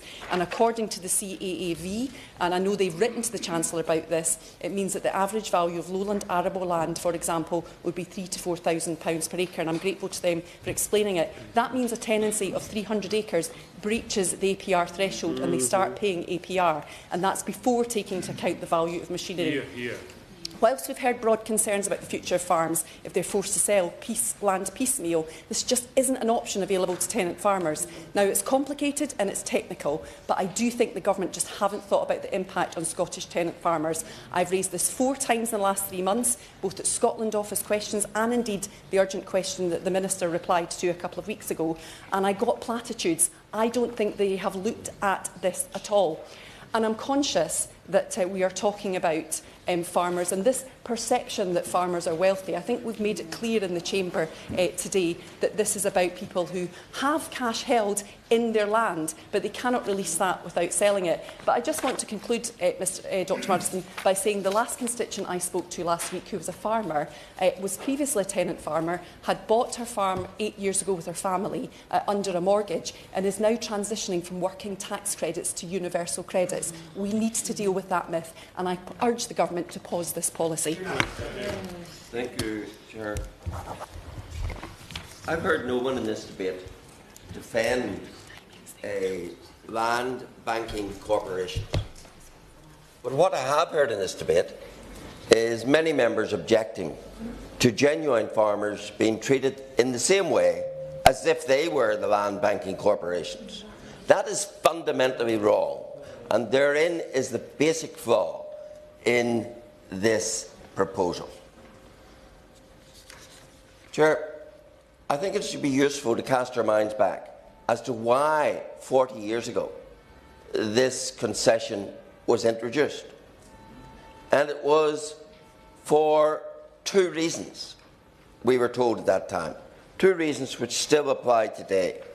It was to enable retention by the next generation, and it was to allow long-term planning without fear of a crippling death tax. Those 2 reasons were good then. They are equally good today. But now we've arrived at a situation where the government tell us, or some of them do, that they're bringing this in to chase the land banking corporations, but they've got a policy which, if implemented, will enhance the land banking of those corporations, because it is the small, genuine family farms that won't be able to meet the tax that will sell. And who will the buyers be? The buyers will be the land banking corporations. So it is a self-defeating policy, if that is the purpose of it. It's a policy which is going to cripple many family farms. The government tell us, oh, it will only affect 500 farms a year. In Northern Ireland, the Northern Ireland Rural Valuers Association, a body of professional valuers, have done a massive piece of work on this. And they have concluded that in Northern Ireland alone, there will be 200 farms affected per annum.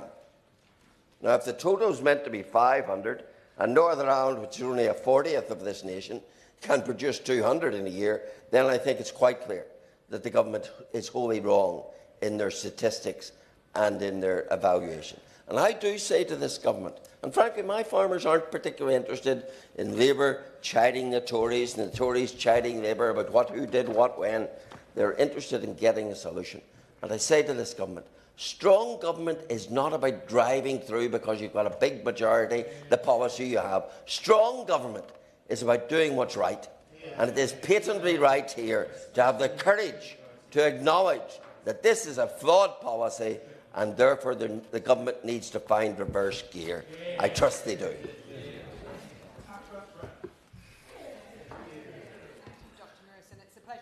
Under your chairmanship.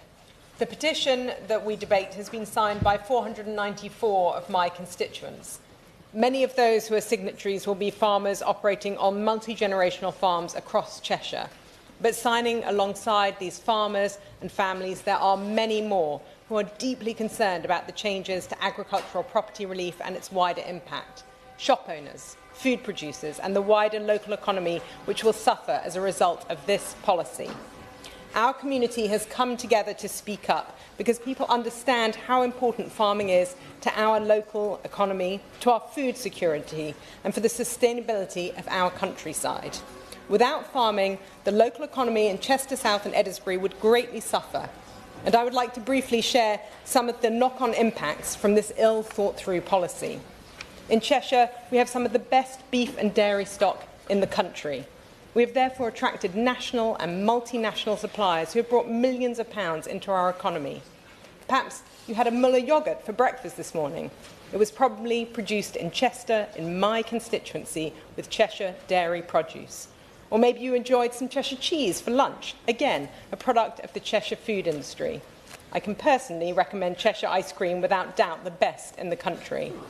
Suppliers and manufacturers from across Cheshire provide a significant boost to our local economy. They are employers, innovators and investors, but they cannot do what they do without the supply produced by farmers. Cheshire food produce is vital to some of our best-loved brands, but like many rural areas, it is the independent retailers and high street shops that often stimulate our economy the most.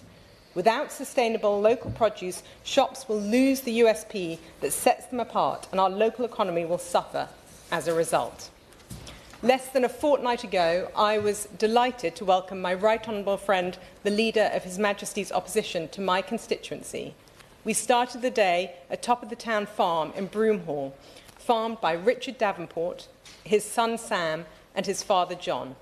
3 generations working together, and one of many local examples of a multi-generational dairy farm sharing knowledge from one generation to the next, learning, innovating, and growing the farm whilst employing people locally. And yet the incentives to invest in capital on the farm, to invest in measures to improve sustainability and to ensure the continuation of farming for the long term, all under serious threat, are as a result of this policy decision. Mr. Chairman, the economic case is clear, but I also want to briefly mention the impact on rural and agricultural communities' mental health. Farmers face adversity, challenges and stress every single day. There is little that they can control, and this budget now has taken away their one security to leave their farm to the next generation. The implications on mental health have already been seen in the most tragic of circumstances. We must all stand together and tell the government that we must stop the family farm tax. Steph Aquared.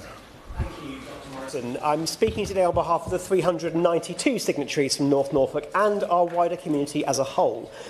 A couple of weeks ago, I had the pleasure of spending Saturday morning with farmers outside a supermarket in my constituency, and I think a lot of people who might not have been supportive of their cause initially really appreciated this opportunity to hear directly from farmers.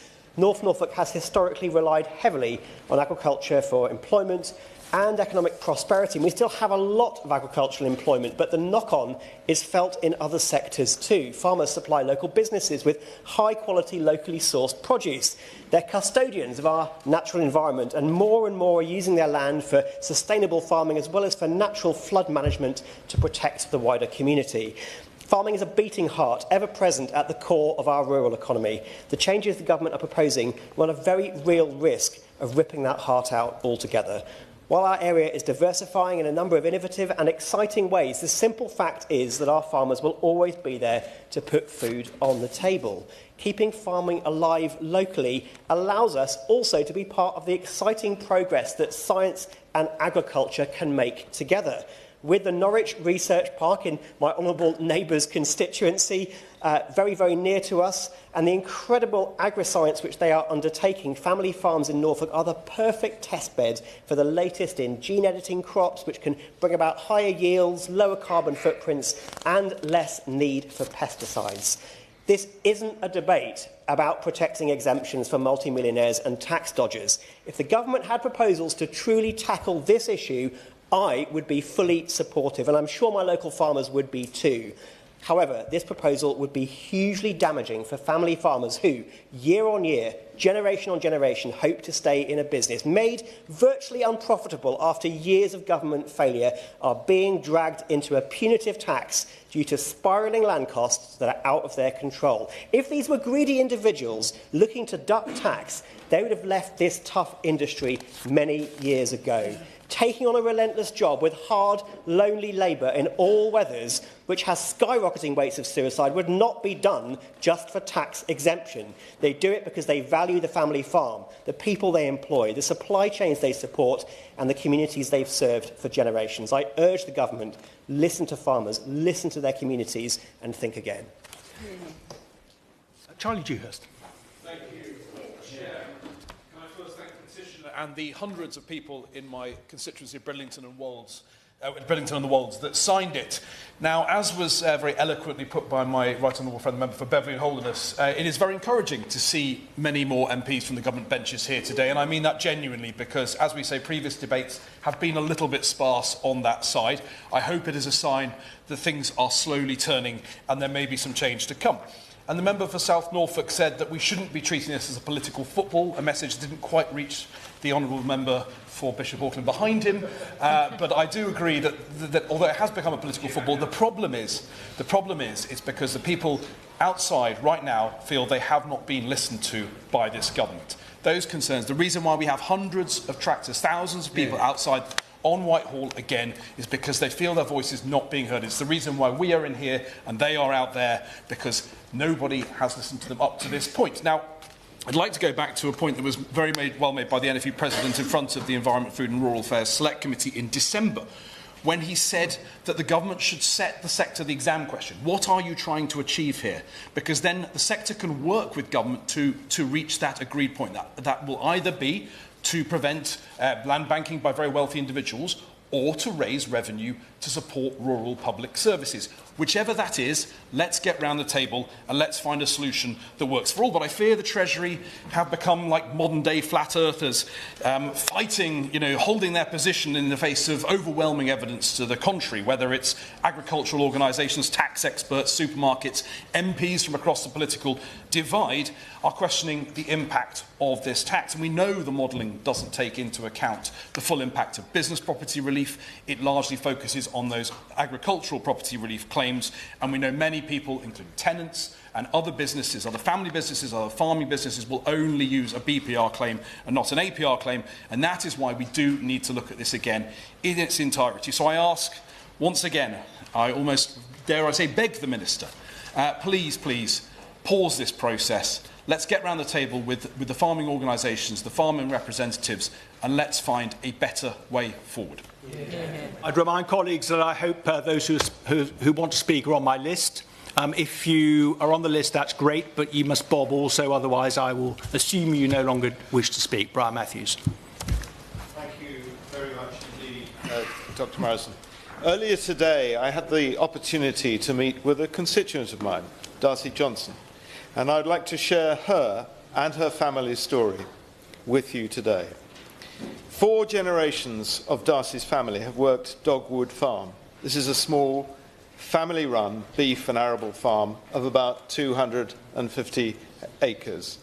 Her grandfather is the current owner, with the plan always being to follow the sensible business advice that they and other farmers were given to wait until her grandfather's death to pass the farm on to the next generation.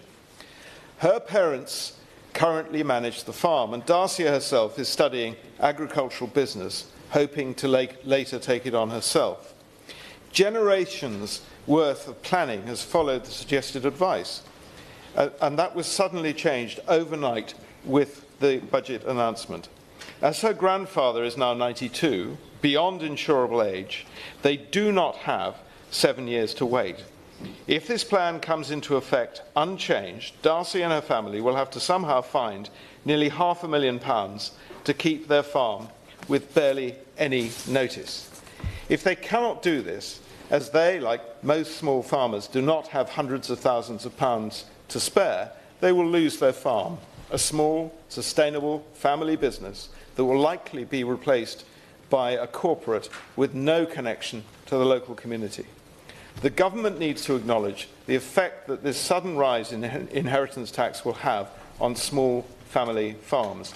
People whose families have been working hard for generations to put food on Britain's tables. Would the honourable member give way? I'll give way. I thank the honourable member for giving way. It's a fundamental principle that legislation should not be retrospective. But here we have a tax that requires farmers to have acted 7 years before they ever knew that the tax was going to exist. It's fundamentally wrong, and I ask the government to withdraw this measure. Thank you. I thank the honourable member for those comments. These small family-run businesses cannot afford this, and if the plan continues, many will be wiped out completely. These farms are often the backbone of their rural communities, doing everything from clearing snow in the winter to providing hay bales for village fairs. The loss of these farms will not only devastate the families that own them, but completely change rural life in England. I would argue for the worse. Farmers like Darcy, who is here with us and travelled up for the day to make her voice heard, need to be given a seat at the table so that they can give useful advice to the government on how to dig themselves out of the hole that they have unfortunately dug for themselves. Thank you. Caroline Voden. Thank you, Dr. Morrison. It's a pleasure to speak under your chairmanship. And I rise to speak on behalf of the 477 people in South Devon who signed this petition, which is almost exactly the same as the number of farms in my constituency. I think it's very clear from the number of people in this room and the number of people outside the strength of feeling there is about this tax, a tax which has caused severe distress across the farming community and yet is expected to raise only around £115 million a year, which is less than 0.01% of government spending, or less than 0.3% of the tax rises announced in the budget. So I asked the Minister, do you think it's really worth all the pain for that amount of gain? We've talked a lot about farmers today, but we know that the rural economy is heavily dependent on farmers and is much wider than just the farmers themselves. So the impact of this is going to be enormous in rural communities like mine. The knock-on effect will affect feed, equipment and machinery suppliers, agricultural engineers, the shops that stock high-quality local meat and vegetables, seasonal employment and all those who benefit from the visitors who camp on farms or stay on farm-based holiday accommodation. And I would urge the Minister to think about this as well. But not only this, farmers are key to tackling climate change and the nature crisis, and absolutely crucial to our food security. So why do we want to place them under yet more pressure after all the challenges they've already faced under the last decade? The damaging trade deals, the poor transition to elms, a botched deal with the EU that has limited their ability to export, higher input and energy prices, and of course floods. This is a toxic mess for farmers, so we carried out a survey of all the farms in my South Devon constituency to find out exactly what the reality is on the ground for them in the face of this tax change. 85% who responded to our survey believe they will be affected by the changes. 90% of the farms are likely to be inherited by the direct descendants of the current owner. The average farm value is 4.15 million, with the highest being 15 million. Remember, the price of land in the South Hams is some of the highest in the country. Farmers didn't cause those land prices to skyrocket. The influx of rich second homeowners and the honeypot effect has done that, and now farmers in my constituency are going to have to pay for it.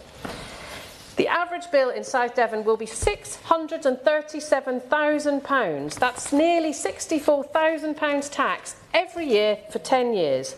This tax will not only decimate the family farms of South Devon, but it will have a major knock-on effect on food production. One farmer said, "The policy as it currently stands will halve food production in a generation." And I have hundreds of quotes that I can't read out, but a quote from a family whose farm has been in their family since the Doomsday Book, and they've said they will have to sell at least 25% of the farm assets, and it may mean that their children are unable to inherit a farm which goes back further than they can even... back to the Doomsday Book. Thank you. Ross Savage. It's a pleasure to speak under your chairmanship. I want to start by quoting Dwight Eisenhower. "Farming looks mighty easy when your plough is a pencil and you're 1,000 miles away from the cornfield."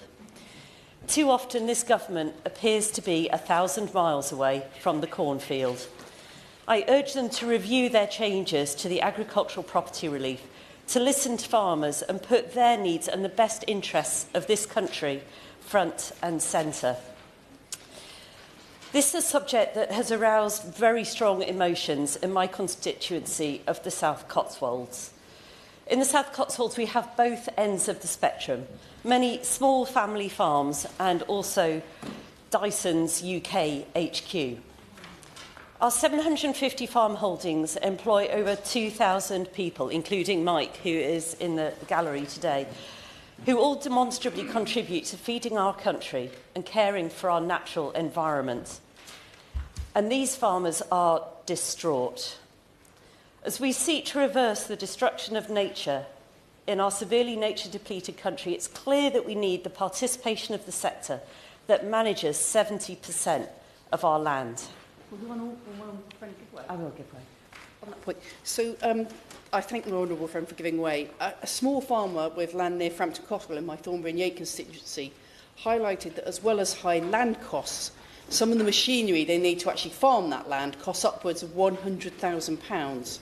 Does my honourable friend agree that if farmers are going to have the confidence to invest in the modern sustainable farming practices that are needed, that we need a policy that recognises the high capital, low income nature of farming? I thank my honourable friend for her intervention. A good point, well made. From waking up before the crack of dawn in the lambing and calving seasons to finishing the working day often beyond midnight during the harvest, it's not hard to recognise the long and draining hours that farmers put in, the huge financial pressures that they work under, and the toll that this lifestyle takes on their mental and physical health. Farmers have to be able to plan for the long term, with their predictions, meteorological, financial, logistical and agricultural, having impacts for generations to come.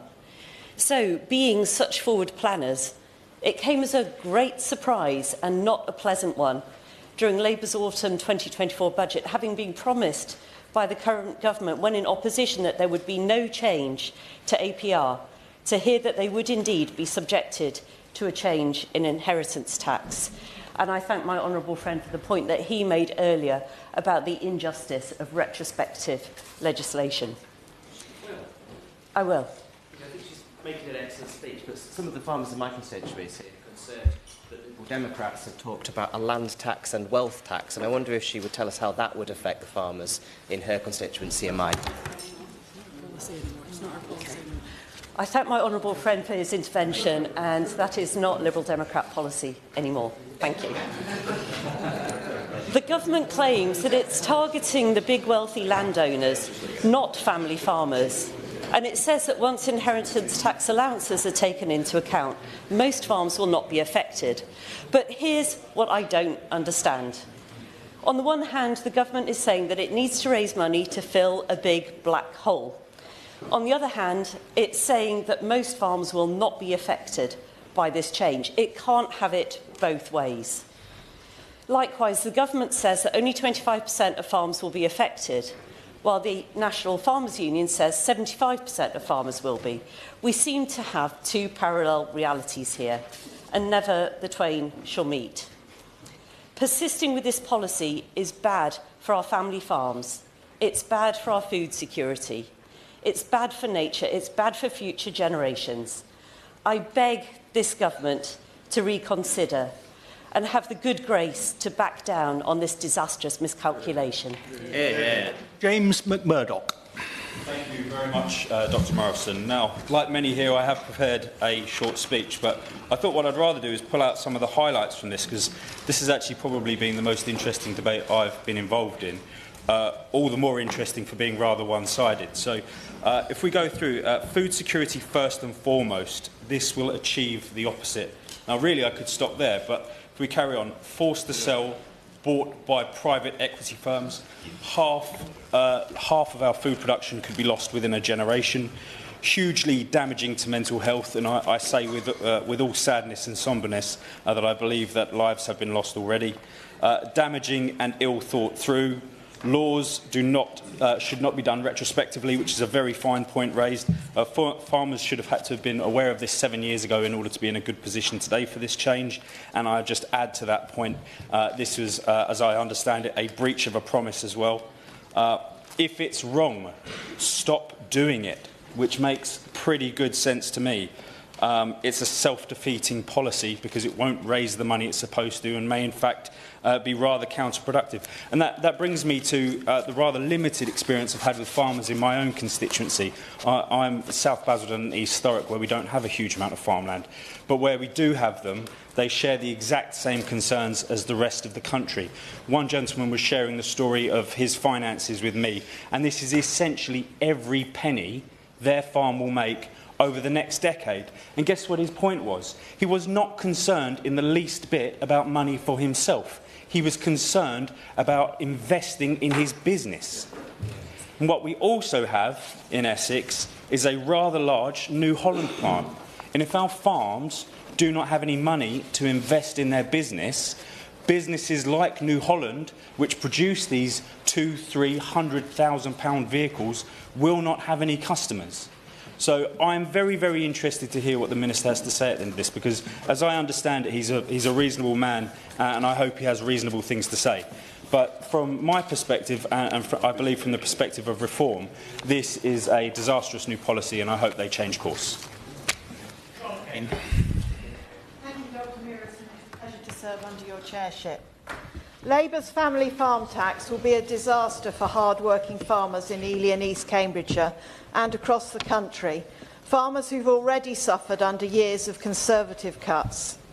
This new tax policy threatens to devastate farms nationwide, potentially forcing families to sell the land that they've farmed for generations. As we've heard today, farming isn't just a job, it's a way of life, a legacy passed down through generations. By imposing this tax, we risk breaking this cycle and undermining the very foundation of our agricultural industry. I've met with farmers across Ely and East Cambridgeshire, and they feel angry and dismayed. More than that, they're hurt because they feel their voices aren't being heard and their concerns are being ignored. The impact of this tax was brought home to me when I visited a family farm in my constituency, sitting round the kitchen table with 3 generations. The third generation who'd handed the farm to the fourth generation, who were now unsure if they could hand it on to the fifth generation without inheritance tax, an inheritance tax bill which couldn't be paid from the farm's income. They'd shown me round the development various generations had made to the farm: hedgerows, ponds, a horse riding facility for the local community. Many of these could be lost to raise funds to pay the inheritance tax, or lost if the land was sold on. These people, remember, feed us and care for vast areas of our green and pleasant land, yet we allow wholesale food prices to be kept low, make them compete with foreign food imports produced to lower standards, and reduce agricultural support grants. We stand by while climate change delays their planting, reduces their harvests, and increases pests and disease. Making farmers pay inheritance tax could be the final straw for British farms. The government needs to restore the inheritance tax exemptions to save our family farms. Amos. Thank you, Dr. Morrison. It's a pleasure to serve with you in the chair. I rise to speak up for the 337 signatories to this petition from my Taunton and Wellington constituency. One thing we should have learned, and I hope the Treasury surely must have learned, is that farms are asset rich, but they are cash poor, and that especially applies to smaller family farms. Treasury figures have therefore underestimated when they talk about only 27% of farms being affected. As the NFU have pointed out, it's more like 75% because government figures often leave out that both business property relief and agricultural property relief are both affected. It means that more farms will be affected since that maximum allowance, applies to both combined. But more importantly, Dr. Morrison, this measure fundamentally misunderstands that the value of a farm is wrapped up in the land and is not just about pounds and pence. It's about the integrity of that farm. And if you start selling off chunks of that farm piecemeal, time after time, you eliminate the value of that farm in many ways as a whole. And the government really needs to accept the damage that this family farm tax could do. The Minister might say, well, this can be borrowed. Why don't they just borrow the money and pay it off over time? Well, Ed Hawkins came to see me from Cutsey Farm in Troll and explained that if he was to annualise that payment over a number of years, it would wipe out the very small margin that they depend upon to live, as we've heard from other members in the chamber today. It's not realistic. Robbie Vile came to see me with his son Charlie from High Lilston Farm in North Curry. Charlie's hoping to go into farming, but then looking at how farming has been treated recently, the delays in the SFI payments, the underspend of a full $358 million over the last 3 years of the agricultural budget, massive advantage given to Australia and New Zealand cheap imports after Brexit, and now inheritance tax. Why would any young person be encouraged to go into farming in those circumstances, they ask? I'd be more than happy to. The Honourable Gentleman, does he agree with me that it would be very useful for the Minister in his reply if he were to say from the Treasury front bench what profitability, the average profitability there is in British farming? Because it would just be useful on the record, because it's in that context that you have to look at this, and if you don't see that in context, you just compare it with other businesses, you can easily mislead yourself as to the reality for farmers across the country. I agree, and that would be a very useful statistic, and if the Minister isn't willing to look it up, I hope he might ask the House of Commons Library to do so, because I feel it would certainly reveal the vast number of farms that would be affected by the scale of the tax that's being proposed for them. In short, I have no objection. In fact, I would support the taxing of super large landowners using this as a loophole to avoid inheritance tax. But the irony of this policy is it will drive more land into the hands of those super large landowners, because every time they have to sell off some of their land, it will go to one of these bigger companies. And drawing this land, seeing this land being sold piecemeal time after time is only going to damage British farming as a whole. Drawing this tax down to some of the smallest family farms in Taunton and Wellington and across the country is unjust. It won't raise the money the government says it will raise. It will mean piecemeal disposal of farms up and down the country. And the government really must raise the threshold for this policy or extend the transitional relief. And if it doesn't do that, then the policy needs to go, and it needs to go now, and that's what the Liberal Democrats would do. Yeah. Well, colleagues, we have some time available, so I'm prepared to give a bit of latitude to the front bench speeches. I would suggest an indicative 15 minutes, starting with the Liberal Democrat spokesman, Sarah Dyke. Thank you, Dr Morrison. It's a pleasure to serve with you in the chair and to speak on behalf of the Liberal Democrats on this incredibly important issue. Now, I'd like to thank all of the Right Honourable and Honourable members for their contributions. It highlights very clearly the strength of feeling from around the country. Now, I'd also like to thank the petitioners, especially the 520 from Glastonbury and Somerton.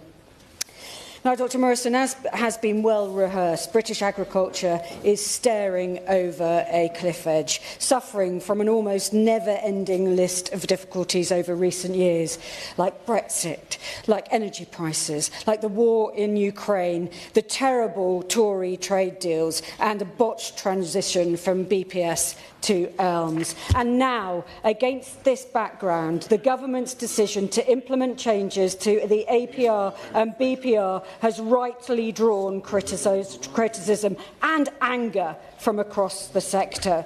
The Liberal Democrats are deeply concerned about the impact the family farming tax will have on farmers and rural communities right across the country. Dr Morrison, I am in constant dialogue with farmers from across Glastonbury and Somerton.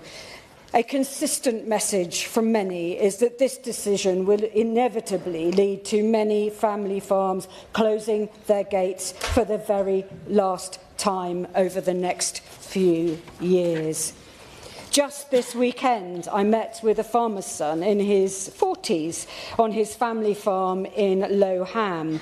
He explained that he was hoping to move away from his career as a civil engineer and go back to the farm full-time, keeping the beef suckler herd at the heart of the business, but introducing diversification projects to maintain a baseload of income for when agricultural markets fluctuate.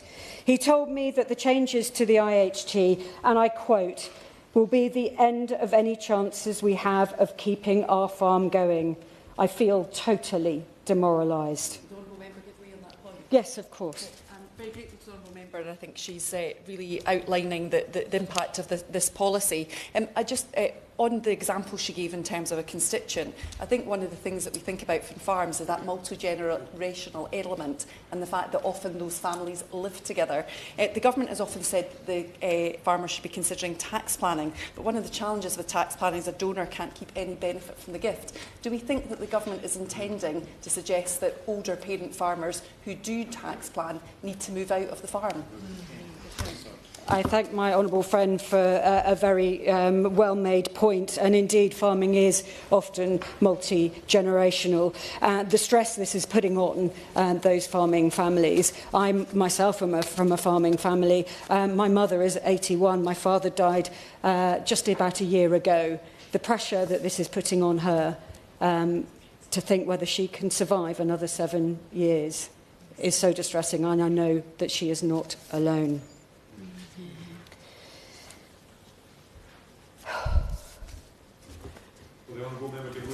Thank you. Is she concerned, as I am, that for very good reason we do not apply tax to food?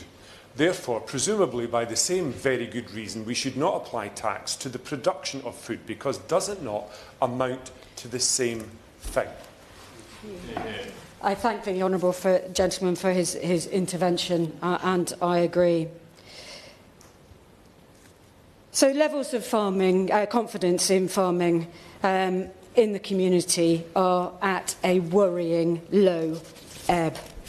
The National Audit Office reports that only 1 in 3 farmers are confident that DEFRA and its agencies can deliver their proposed changes to schemes and regulations. It's also clear that the family farm tax will only increase pressure on farmers while burdening extra uncertainty and anxiety on farmers that are already suffering with their mental health. Dr. Murison, today marks the beginning of Mind Your Head Week. Now in its 8th year, it's a campaign that amplifies mental health awareness, and it's run by the Farm Safety Foundation and the Yellow Wellies. This year's themes are love, positivity and resilience. 3 characteristics we should show to our farmers. Recently, the OBR assigned any revenue from this tax with a high uncertainty rating, stating that any yield from this measure is not likely to reach a steady state for at least 20 years. In addition, the Treasury also indicated that the combined changes to APR and BPR are projected to raise approximately £520 million annually. But using HMRC figures on the total cost of each relief, the Liberal Democrats have calculated that proportion attributed to APR changes is only going to be around £115 million, confirming that this misguided tax will penalise British farmers for essentially no benefit. The report reiterates that it will place an impact on older farmers. They will be hit hardest, as they will find it difficult to quickly put in place the transitional restructure to their affairs in response to the pending changes. Now, Dr. Morrison, I spoke recently to a farmer from Martock who told me that their parents, who are in their late 80s, are horrified by this tax raid. They don't want to lose their home and their business, but the lack of time to implement the changes make this their sad reality. They implore the government to consult on the transitional arrangements that works with them and for them. Now, I fear that these family farms will instead be broken up and parcels of land will be sold off at what will likely be a deflated land value by already wealthy landowners who are simply just going to add to their already large land portfolios. Yes, of course I will. Speech and to confirm the issue that she's referring to, Mr. Chairman, is the issue of the stress to those of an elderly generation, the mums and dads, those of a generation who are probably getting ready for the future and settling themselves into handing the land over to their family. The stress, the anxiety, the depression that it brings, and the Honourable Lady has been to the forefront in addressing the issues of mental health in the countryside. It's not just the young farmers who will feel and this system. It'll also be the mums and the dads, the aunts and uncles, the grannies and the grandads. I thank the Honourable Gentleman for his point, and indeed a recent survey shows that 95% of young farmers under 40 see that mental health is their biggest concern. It's so significant. Now, I agree with farmers in Glastonbury and Somerton who feel that the thresholds are set far too low, with some telling me that the figures that the government have arrived at are just plain insulting. Many farms have a land value that is way in excess of any returns that can be earned on their land. As we've heard, farmers are capital rich, but they are asset poor. A dairy farmer near Bruton has been in the family farm for 5 generations, and over 100 years they've told me that they already struggle to make a living as it is, without trying to face the prospect of their thousands of pounds each year having to be eked away from their business when they pass away. Their son is wanting to come into that farm business, and it's going to destroy his chances of success and will destroy everything that they have worked so hard for throughout their lives. They've worked to secure the business for the next generation. And what's so galling is that the family farm tax will fail to address the key issues of land being snapped up by wealthy individuals as a tax haven. So I, like others, are desperately concerned about the actual number of farmers that will be impacted by the IHT changes. The government resolutely refers to a figure of only 500. But Dr Morrison, in my view, one farm is one farm too many. But my point is that where has this figure come from? The government claim it's from the OBR, but the OBR say it's not the case. So if it's not, then perhaps the Minister today could confirm how and when this figure has originated from. Would you give way on that point? Yes, I will. I thank my honourable friend for giving way. She's doing an excellent job of summing up. I just wonder if she would agree with me that lots of residential houses in rural areas like mine have a couple of acres at the back of them, which they might be using just for hobby farming, if you like. They're not commercially viable. If the Treasury have taken those into account, they're going to have grossly underestimated the impact of this, aren't they? I thank my honourable friend for her intervention, and she's absolutely right. Many in the industry feel that this figure has been vastly underestimated, with inflation likely to bring yet more over the threshold within the next generation. Dr Morrison, I hope that the government will look again at the modelling to see how they can protect family farms and actually target those using agricultural land to avoid paying tax. Instead, the Liberal Democrats urge the government to reconsider and raise revenue more fairly for public services by reversing the Conservatives' tax cuts for big banks, increasing the remote gaming duty on online gambling profits, and raising the digital service tax on social media companies and tech giants. And support British farming by investing £1 billion annually in profitable, sustainable and nature-friendly farming, and reducing trade barriers with Europe, including a comprehensive veterinary agreement, while also strengthening the Groceries Code adjudicator to protect consumers and farmers from unfair price rises, whilst supporting our producers. The food security of the nation is imperative to national security. But I fear these latest measures may negatively impact on this. It's deeply, deeply disappointing that after years of the Conservatives taking rural communities for granted, we now see more of the same from this government. So I urge the Minister to rethink his attitude towards farming and rural communities. Dr Morrison, my colleagues and I on the Liberal Democrat benches will be fighting tooth and nail to make sure no family farm receives a hammer blow to their business from these changes. So to echo my right honourable friend from Orkney and Shetland, the Minister, please pause and reconsider. Minister. Thank you, Mr. Chairman, and it is a pleasure to serve under your chairmanship. So here we are again. As we speak, thousands of farmers are once again rallying outside the gates of this building.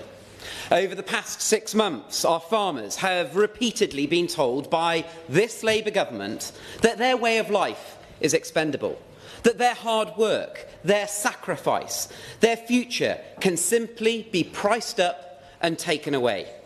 So is it any wonder why our farmers have shown up in such vast numbers again today? And make no mistake, Mr. Chairman, it is not just our farmers outside these gates. Across the country, more than 148,000 people have signed the petition because they know, just as we do on these benches, that the family farm tax is wrong. It is vindictive and it must be scrapped now. So I use this opportunity whilst talking about the petition to thank the Honourable Member for South Norfolk for leading this petitions debate. But I have to say, Dr Morrison, that I believe that he did a staunch disservice to those petitioners who put their faith in him to lead this debate by not actually forming any opinion based on the strong arguments that he absolutely communicated but didn't form an opinion. just a mere spokesman, not using his opportunity in this debate to voice properly their concerns. And I must say, what an image for our farming community to take away from today's debate. Where on earth is the Secretary of State for DEFRA? We have the Shadow Secretary of State sat beside me. Where on earth is the Farming Minister? Absent. And what message does it send that the Labour Party have clearly filled the benches up on the other side of this House, but only 4 members of the Labour Party spoke in this debate, despite having an opportunity to voice their concerns in this petitions debate, which effectively is a 3-hour debate, of which, Mr Chairman, all 5 of them that spoke voted against scrapping the family farm tax when we brought the motion to the House last time. So this is probably one of the most important debates that we can have on this issue, but yet once again, those with responsibility for rural areas and our farmers are missing in action. Indeed, Mr Chairman, there is Labour members on the other side of the House that have turned up but not even contributed in this debate, yet representing such vast, large rural constituencies. So where is this government that claims to be on the side of rural Britain? Because if they had actually visited some of their farming communities, they would know just how damaging their choice is to implement the family farm tax is on our farming community. They may have had some of the devastating conversations that I, and indeed many on this side of the House, have had, including the Shadow Secretary of State, have had on this issue. And I would like to go through and share some of them. Mr Chairman, just last week I was in Northamptonshire and I met George. George has worked on his farm all of his life, and he is nearly in his 80s. And he, right now, unfortunately, is extremely ill. He knows, through his diagnosis, that he hasn't got long to live, but he isn't sure right now, as I speak, if he'll live beyond April 26. He knows that should he pass away before April 26, his IHT bill will be 0. But if he passes away after April 26, his tax bill to his family will be well over £1 million, a debt which his family simply cannot sustain.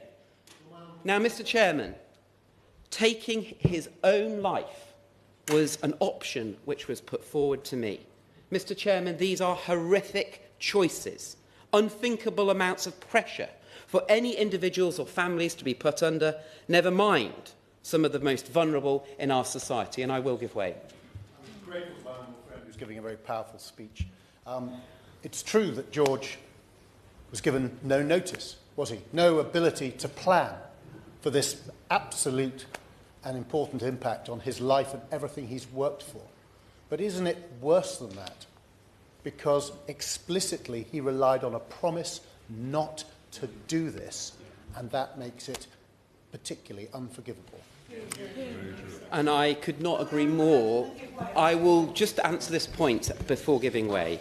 I cannot agree more with the point that has just been made by my right honourable friend, because what the electorate was sold was false promises in the run-up to the general election.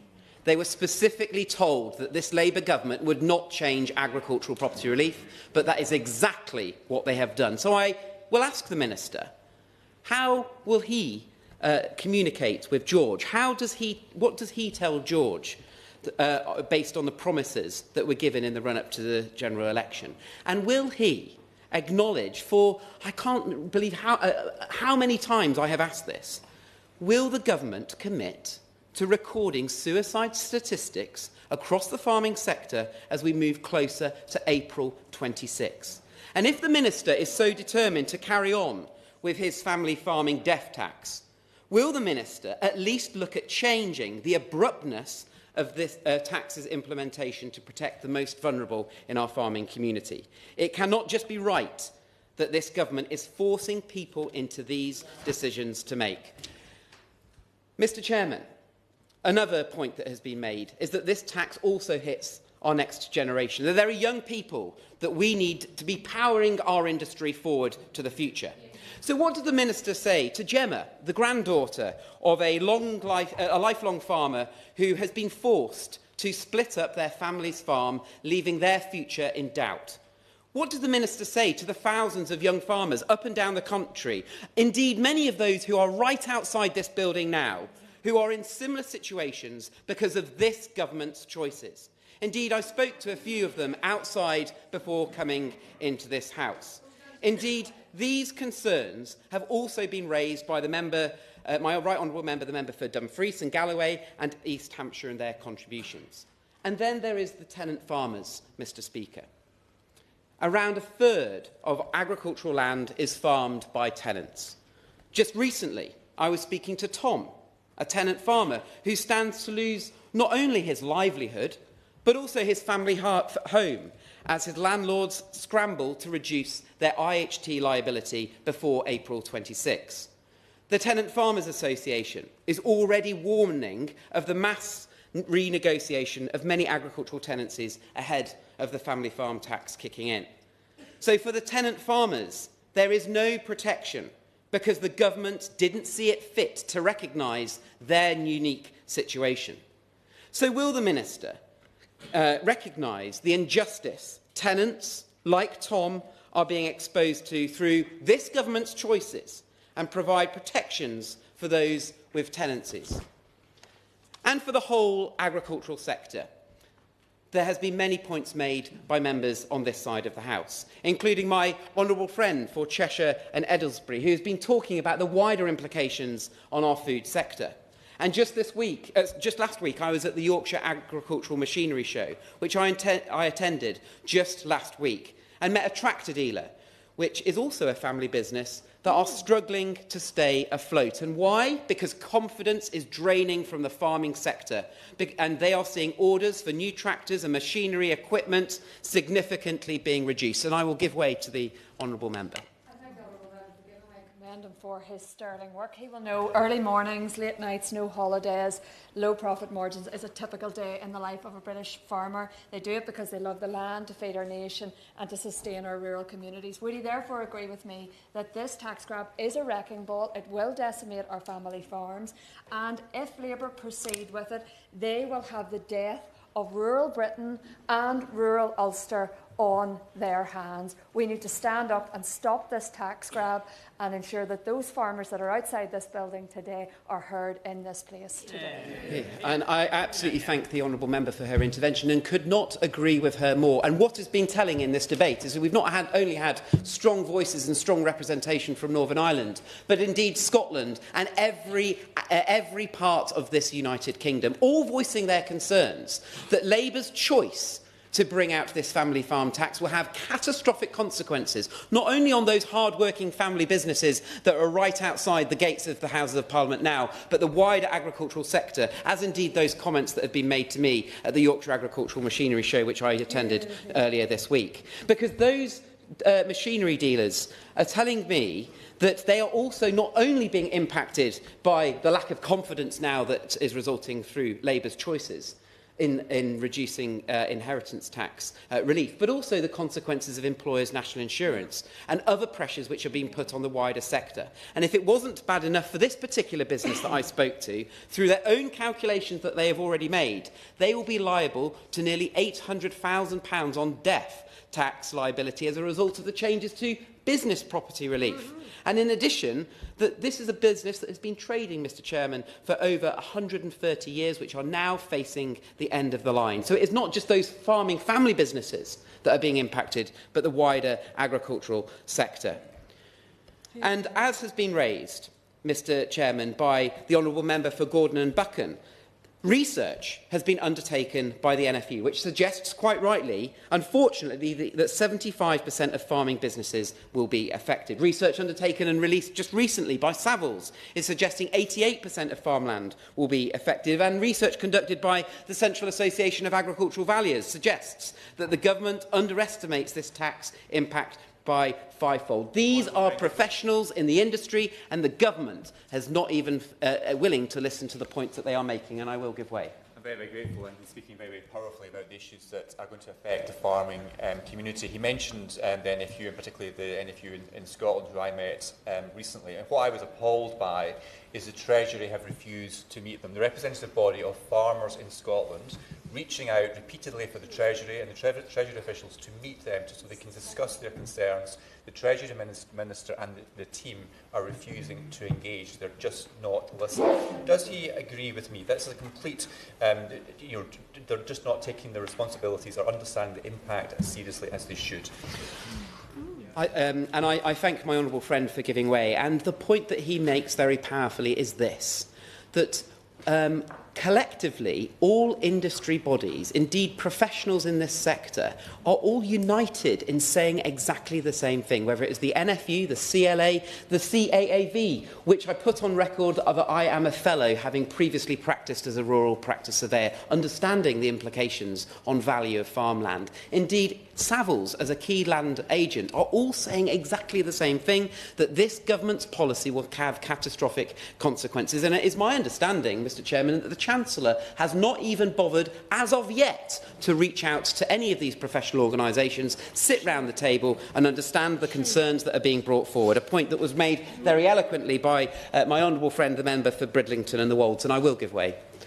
I'm very grateful to Chairman for giving me articulating the substance of this with great passion. Does he agree with me that at the heart of this fiscal misadventure is classic Treasury dogma, whereby the principal objective is to quantify the price of something and pay no cognizance to the value of it? And APR and BPR will unravel for this government. Does he agree that it would be far better for the government to take steps to roll back on this now, rather than wait for it to absolutely go pear-shaped? And I thank the honourable member for Angus for the points that he has been making. But he makes a very powerful point, that this is about this government, Labour's choices that they are imposing on many of our family farming businesses, who are now having to make those absolute difficult decisions as to whether they look at disposing of land or potentially plant or machinery or indeed livestock to fit a potential IHT liability that may come down the line, all of which is reducing the productivity of that farming business, all of which will not only impact those family farming businesses, but impact UK food production and UK food security. And that's why I join all of the members on this side of the House in calling on the government to change course immediately, because farmers are not multi-millionaires. Many struggle to break even. Some, as have already been said in this debate by my honourable friend for Beverley and Holderness, indeed my right honourable friend for Dumfriesshire, Clydesdale and Tweedsdale, that the vast majority of returns that are experienced from many of our farming businesses is less than 1%. Yet the value of the land that they sit on will, in most cases, be severely impacted as a result of the IHT changes, because the threshold that the government is bringing out is £1 million, when the average size of a farm in England is 200 acres, and you take into account the value of farmland, the cottage that may exist on the farm, the plant or machinery, the livestock, the growing crops or stocks that may be in store, the value will be significantly higher than £1 million, and that is why the government needs to listen to the NFU in their statistics, and I will give way. Speaking exceptionally well, encapsulates the opinion of almost everybody in this chamber, and I thank him for that. The threshold, and my contribution, I referred to the threshold, should, instead of being 1 million, on a rateable value in the 70s, 80s, 90s and the whole way through, it should be today's value. Therefore, the threshold should not be 1 million, it should be at least 5 million. Does he agree? Well, what I would say to the honourable member is if the Conservatives had been absolutely clear, we would axe the family farm tax, we would reverse the changes to business property relief and agricultural property relief, which is having such huge catastrophic implications. So actually, the government, in my view, needs to go further, not twinkle with thresholds, but provide proper, decent certainty to the whole of the agricultural community by reversing these catastrophic implications that they admit themselves is only going to give a revenue to the Treasury of about £500 million, which, to my understanding, keeps the NHS going for about 20 hours. So for the detrimental impact that this is going to have, the government should think about reversing this disastrous policy to start with. So for the 10th time of asking in this place, What impact assessment has the Treasury done on the effect on growth within our entire agricultural sector as a result of the autumn budget, including all of those other negative implications to do with employers' national insurance, minimum wage increase, delinked payments significantly reducing, the impact of capital grants disappearing, before we even start talking about the family farm tax? So, Dr Murison, when this tax was first announced at the budget, I thought that maybe, just maybe, our new Labour government were just being naive. Perhaps they didn't understand the catastrophic impact their budget will have on our farming businesses, and they would change course soon after.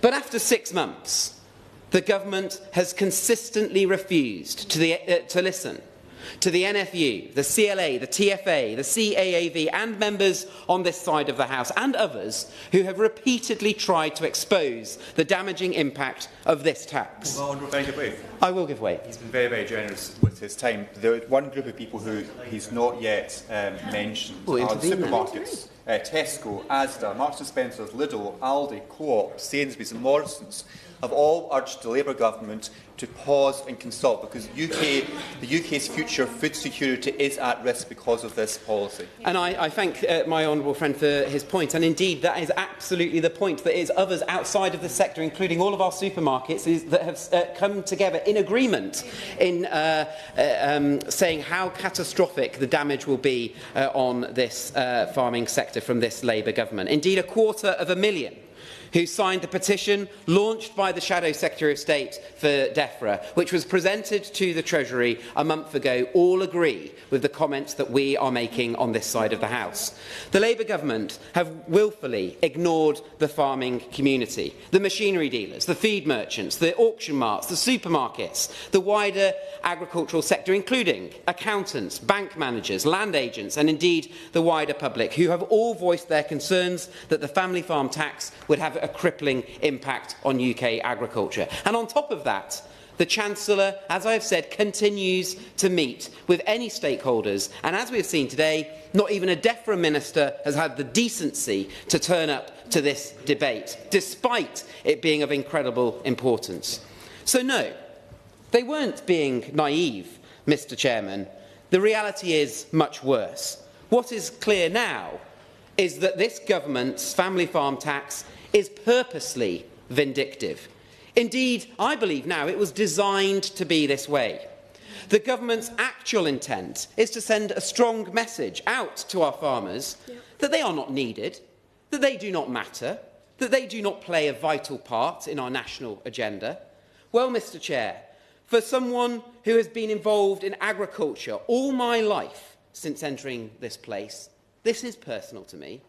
And that's why, on this side of the House, we do value our farmers. And that is why the Conservatives will axe the family farm tax, reverse the changes to agricultural property relief and business property relief, no ifs, no buts. And like I have said, I can only hope that the Minister is about to get to his feet to confirm right now, today, with all of our farming community watching this debate and the many others on the streets of Westminster who have travelled far afield to get here, that his government is going to listen, that his government is going to make changes and hopefully will axe their vindictive family farm tax. And if he doesn't, I can tell him that we on this side of the House will keep coming back again and again until he and his government finally stand up for our farmers up and down this country.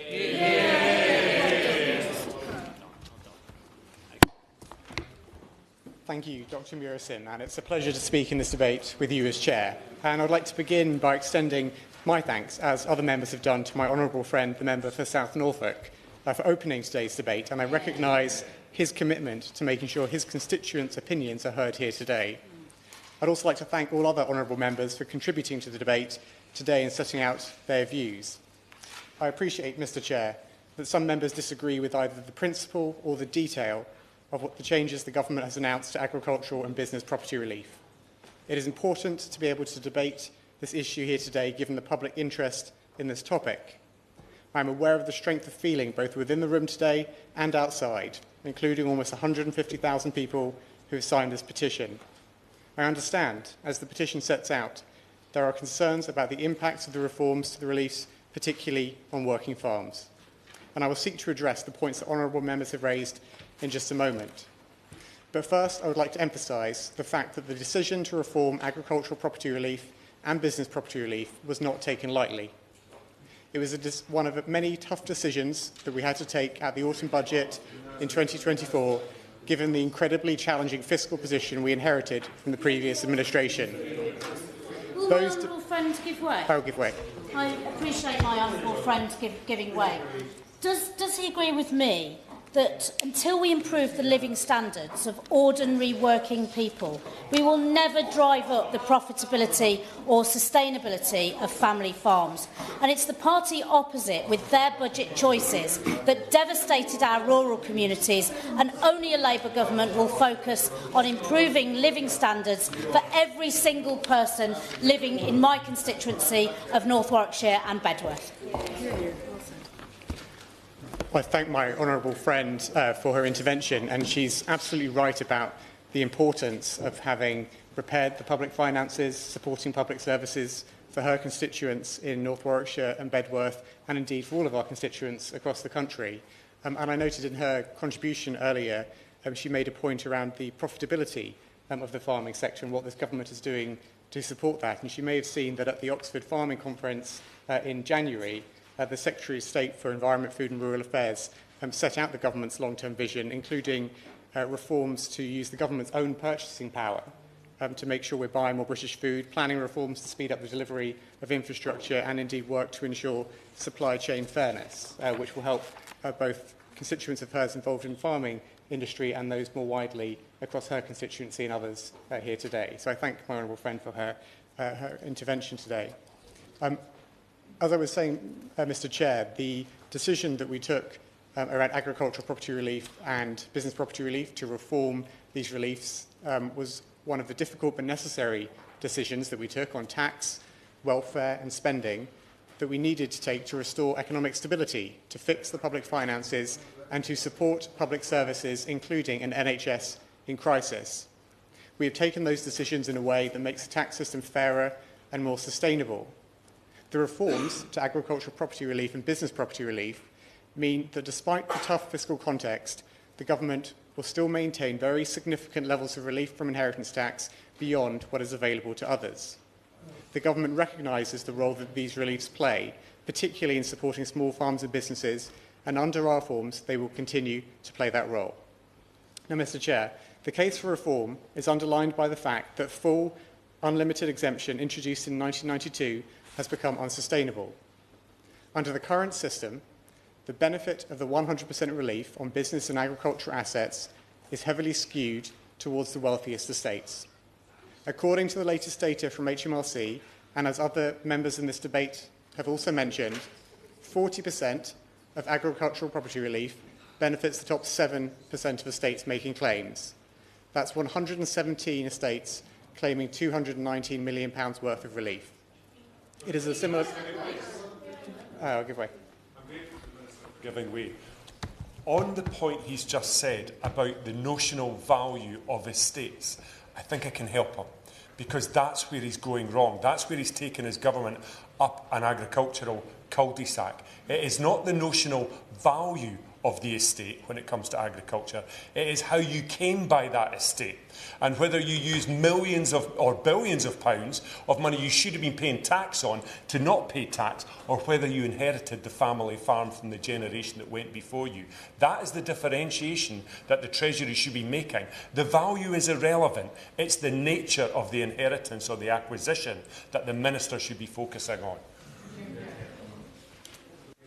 Well, I thank the honourable member for his contribution, but what has driven the government in making the decision to reform agricultural and business property relief is the overwhelming priority of fixing the public finances, whilst doing so in a way that is fair and sustainable. And that is why, looking at the statistics I was just referring to in terms of how agricultural and business property relief have come to be used in recent years, is important for understanding the context in which we decided the need for reform was now, because I will just respond fully to the honourable gentleman's point, because as I was saying before he intervened, the data from HMRC, which other members have also referred to in this debate, shows that 40% of agricultural property relief benefits the top 7% of estates. And it's a similar picture for business property relief, where more than 50% of business property relief is claimed by just 4% of estates making claims, which equates to 158 estates claiming £558 million in tax relief. And I would say to the honourable gentleman that given the wider pressures on the public finances, we do not believe this is fair or sustainable, and we felt it was appropriate to reform how these reliefs operate. Yes.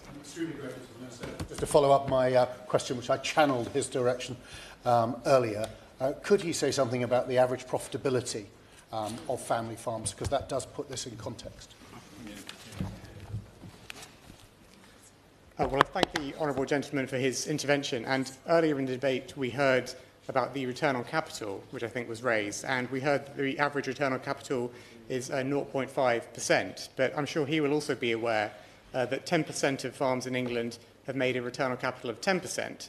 So it is a more complicated picture than the one perhaps presented earlier in the debate. And similarly, farm business income, which is net profit, shows a wide variation on profitability. But in the design of the reforms that we have announced, we've obviously considered the way in which those who have assets which currently claim agricultural property relief or business property relief need to still have generous relief, which is inherent in the design of the reforms that we're proposing, where there is full 100% relief for the first £1 million of assets, above other nil rate bands, the spousal transfers and so on, and then effectively an unlimited 50% relief thereafter.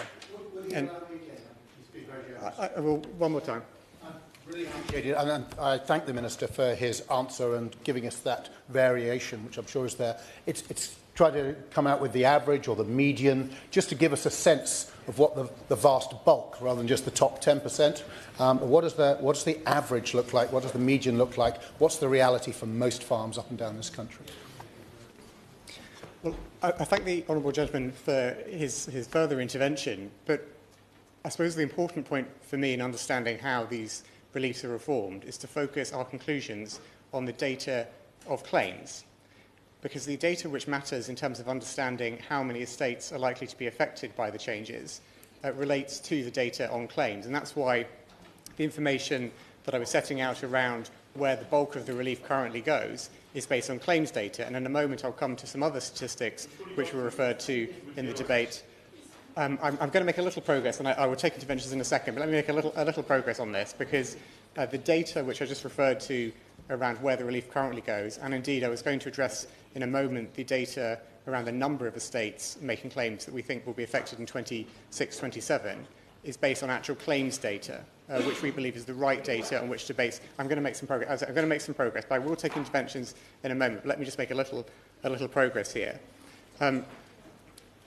Based on the statistics I've just set out around where the vast majority or the bulk of the benefit from agricultural property relief and business property relief have been going, we felt it was appropriate to reform how these reliefs operate, and that's why the government decided to change how we target agricultural property relief and business property relief from April 2026. And as I've said already, Mr. Chair, we're doing so in a way that maintains significant tax relief for all estates, including for small farms and businesses, whilst making sure we repair the public finances. Under the reforms that we have announced, all individuals will of course be able to access the general nil rate bands and spousal exemptions that apply within the inheritance tax system. On top of those allowances, any business and agricultural property within people's estates will benefit from 100% relief on a further £1 million of combined assets, except in cases of shares designated as not listed on the markets of recognised stock exchanges. And beyond the £1 million of full relief, a further 50% relief would apply with no limit. This means that any inheritance tax that is paid will be paid at a reduced effective rate of up to 20% rather than the standard 40%. The reliefs in the reform system... Yes. Does the Minister not understand that by penalising the family farm and at the same time offering the 20% threshold, he actually still leaves a situation where purchasing land is still a very attractive option for those who wish to shelter their wealth by buying land. He penalises those he wants to protect while protecting those he seeks to penalise. Well, I thank the right honourable gentleman for his intervention, but if we consider those who will still have generous protection from inheritance tax under the reform system which we've announced, I would point him toward the fact that, Mr Chair, the release in the reform system will mean that when taken together with the spousal exemptions and the nil rate bans, up to £3 million, depending on people's individual circumstances, can be passed on by a couple to their children or grandchildren free of any inheritance tax. I'll give way. There's been much debate this afternoon about the discrepancies between the various estimates. On the one side, the Treasury's estimates of some 500 farms affected every year, and those from the NFU, FUW, CAV, AHDB, I can name a few. Is he not concerned, and should it not give the government pause for thought, that the Central Association of Agricultural Valuers has estimated that just in Wales alone, their proposals will bring in an extra 200 family farms subject to an inheritance tax liability? Now, that would constitute some 40% of the UK total, if we are to believe the government's estimates. I thank the honourable gentleman for his question, and I was just about to come to some of the statistics which he referred to and which others have referred to today, and I'm conscious I haven't got that much time, so I will make a little progress to answer some of these questions now. But may I just finally say on the point around how the nil rate ban, spousal exemption and allowances work together, which is that anything beyond the nil rate bans, spousal transfers and the 100% full relief will receive unlimited 50% relief, and heirs can spread any payments that are due over 10 years interest-free, which is a benefit that is not seen anywhere else in the inheritance tax system. Mr Chair, I'm going to make some progress if honourable members will allow me to do so. Now, Mr Chair, I want to turn to the impact these reforms will have on taxpayers, because I know there's been a lot of discussion over the impacts of the policy and the numbers which various honourable members have raised during this debate. Now, as has been set out by the government in recent months, up to 520 estates in 26-27 claiming agricultural property relief, including those that also claim business property relief, are expected to pay more as a result of this change. This means that around 3/4 of estates claiming agricultural property relief, including those that also claim business property relief, will not pay any more tax as a result of these changes. Now, I'm going to make some progress. Now, the spokesperson for the Liberal Democrats asked about how these figures are arrived at. The figure of 520 that I referred to takes the historic data and projects it forward using economic determinants. Now, the letter that you may have seen from the Chancellor to the Treasury Select Committee in November sets out how that calculation is done. And I would suggest that all members read that letter from the Chancellor to understand the basis for that number of 520 estates which are likely to be affected in 26-27. The statistics also show how many estates are likely to be affected who are claiming business property relief, because the statistics show that around 3/4 of estates claiming business property relief alone, excluding those only holding AIM shares, will not pay any more inheritance tax in 26-27 either. And the Office of Budget Responsibility has been clear. They do not expect this measure to have any significant macroeconomic impacts. Now, Mr Chair, I recognise the disagreement over this policy, but ministers and officials have been listening carefully to the views of the farming sector and rural communities. Ahead of the budget, there was media speculation that the government was going to abolish the reliefs altogether. In reaction to that speculation, the Treasury received and considered several representations from the farming sector with their views on retaining the reliefs, and I responded to a debate on this matter in this very room on October the 17th. I've only got a few minutes left. No. I've also participated in several meetings with farming bodies since autumn budget 2024, and I am meeting farming bodies again shortly to discuss their concerns further. At the same time, it is important to recognise that other organisations have called for these reliefs to be abolished or restricted. Commentators have highlighted that these reliefs currently contribute to an inheritance tax system that means the very largest estates pay lower effective tax rates than the smaller estates. As the Institute for Fiscal Studies has set out since the budget, the changes we have announced will still leave farmland much more lightly taxed than other assets. And Mr Chair, I will move quickly to make sure I can address as many of the points that my honourable friends and honourable members have raised during this debate as possible. But I think it is worth saying, Mr Chair, that as several honourable members have raised in their contributions today, it is important to see these changes in the context of wider support for farmers and the rural community. The budget committed £5 billion to farming over the next 2 years, including the biggest budget for sustainable food production in our history. It committed £60 million to help farmers affected by unprecedented wet weather last year, and we are protecting farms and rural businesses by committing £2.4 billion over the next 2 years to rebuild crumbling flood defences. We will also continue to provide existing support for the farming industry in the wider tax system. This includes, for example, the exemption from business rates for agricultural land and buildings, and the ongoing entitlement for vehicles and machinery used in agriculture to use red diesel, as the Honourable Member for Dumfries and Galloway mentioned. Now, briefly to respond to a point made by the Right Honourable Member for Orkney and Shetland around the inheritance tax treatment of Scottish agricultural leases, which he referred to in his comments. The Government is aware of this issue, and officials have already discussed it with their counterparts in the Scottish Government. There is already an existing provision in the Inheritance Tax Act that deals explicitly with these Scottish agricultural leases. Section 177 of the Inheritance Tax Act means Scottish agricultural leases passed down on death are not included in the value of the estate. My honourable, I've only got a few moments. My honourable friend, the member for Northumberland, asked about introducing a working farmer test. I would draw my honourable friend's attention to the fact that a test where relief was only provided if, amongst other things, the individual received 75% of their income from agriculture did exist in the UK for a short period between 1975 and 1981. However, it was removed because of concerns about the impact it was having on the availability of land for tenant farming. And finally, Mr Chair, I would like to address an issue which is raised by a number of members, including the member for North Cornwall and Chester South and Edinburgh, around mental health amongst farming community. The Government is committed to supporting farmers and agricultural workers in accessing the support they need to protect their mental health.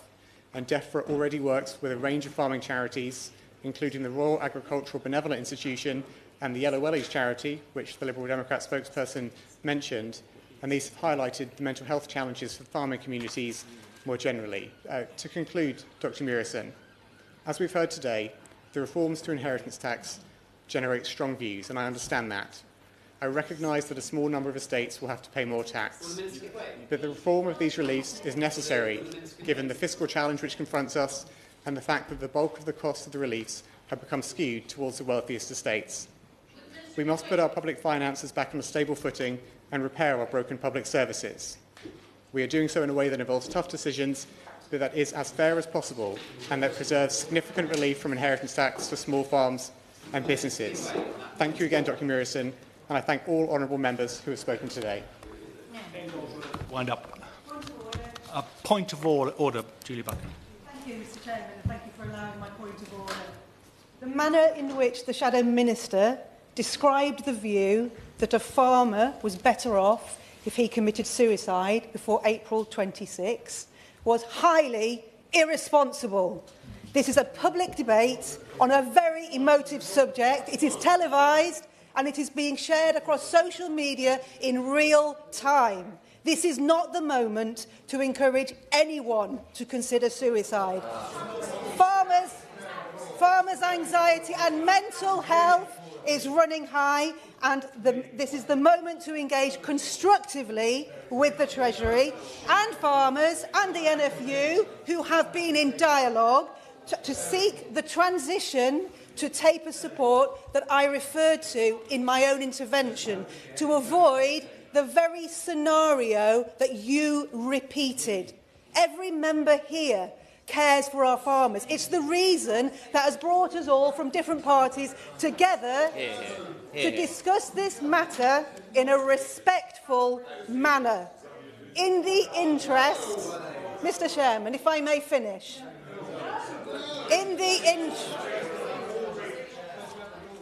In the interest of mature and responsible debate, will the honourable member kindly correct the record that he does not condone suicide but encourages constructive dialogue? To the honourable lady for giving me notice of her point of order. She probably knows it isn't a point of order, but her remarks are now on the record. Point of order, Shadow Minister.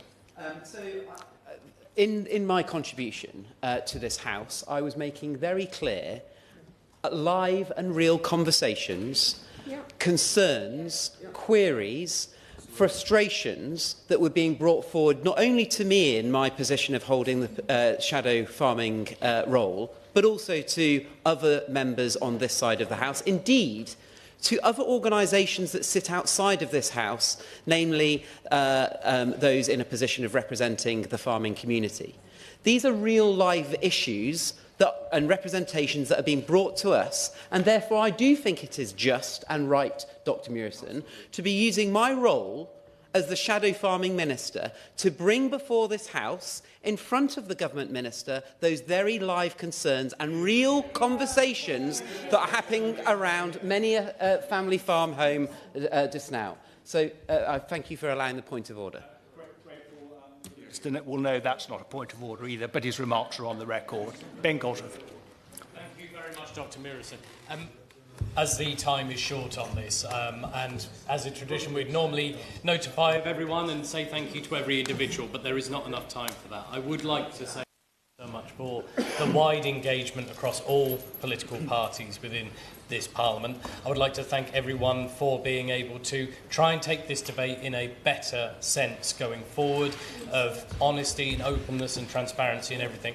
I would also like to thank colleagues in the NFU as well, who today hosted an event within Parliament, and I know that they've been sat patiently at the back of this chamber, but also outside, listening to the words that we say, because the words that we say in this chamber carry a huge amount of weight.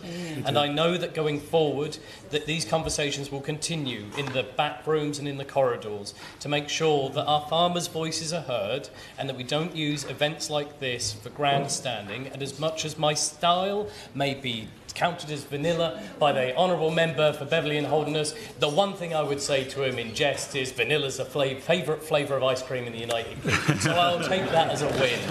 Thank you very much. The question is that this House has considered E-petition 700138 relating to inheritance tax relief for working farms. As many are as of that opinion, say aye. Aye. To the contrary, no. No! My opinion as to which side is in the majority has been challenged. Under paragraph 13 of Standing Order 10, the question is therefore not decided, and that shall be reported to the House. It is possible for the question subsequently to be put to the House for decision without further debate. Order, order.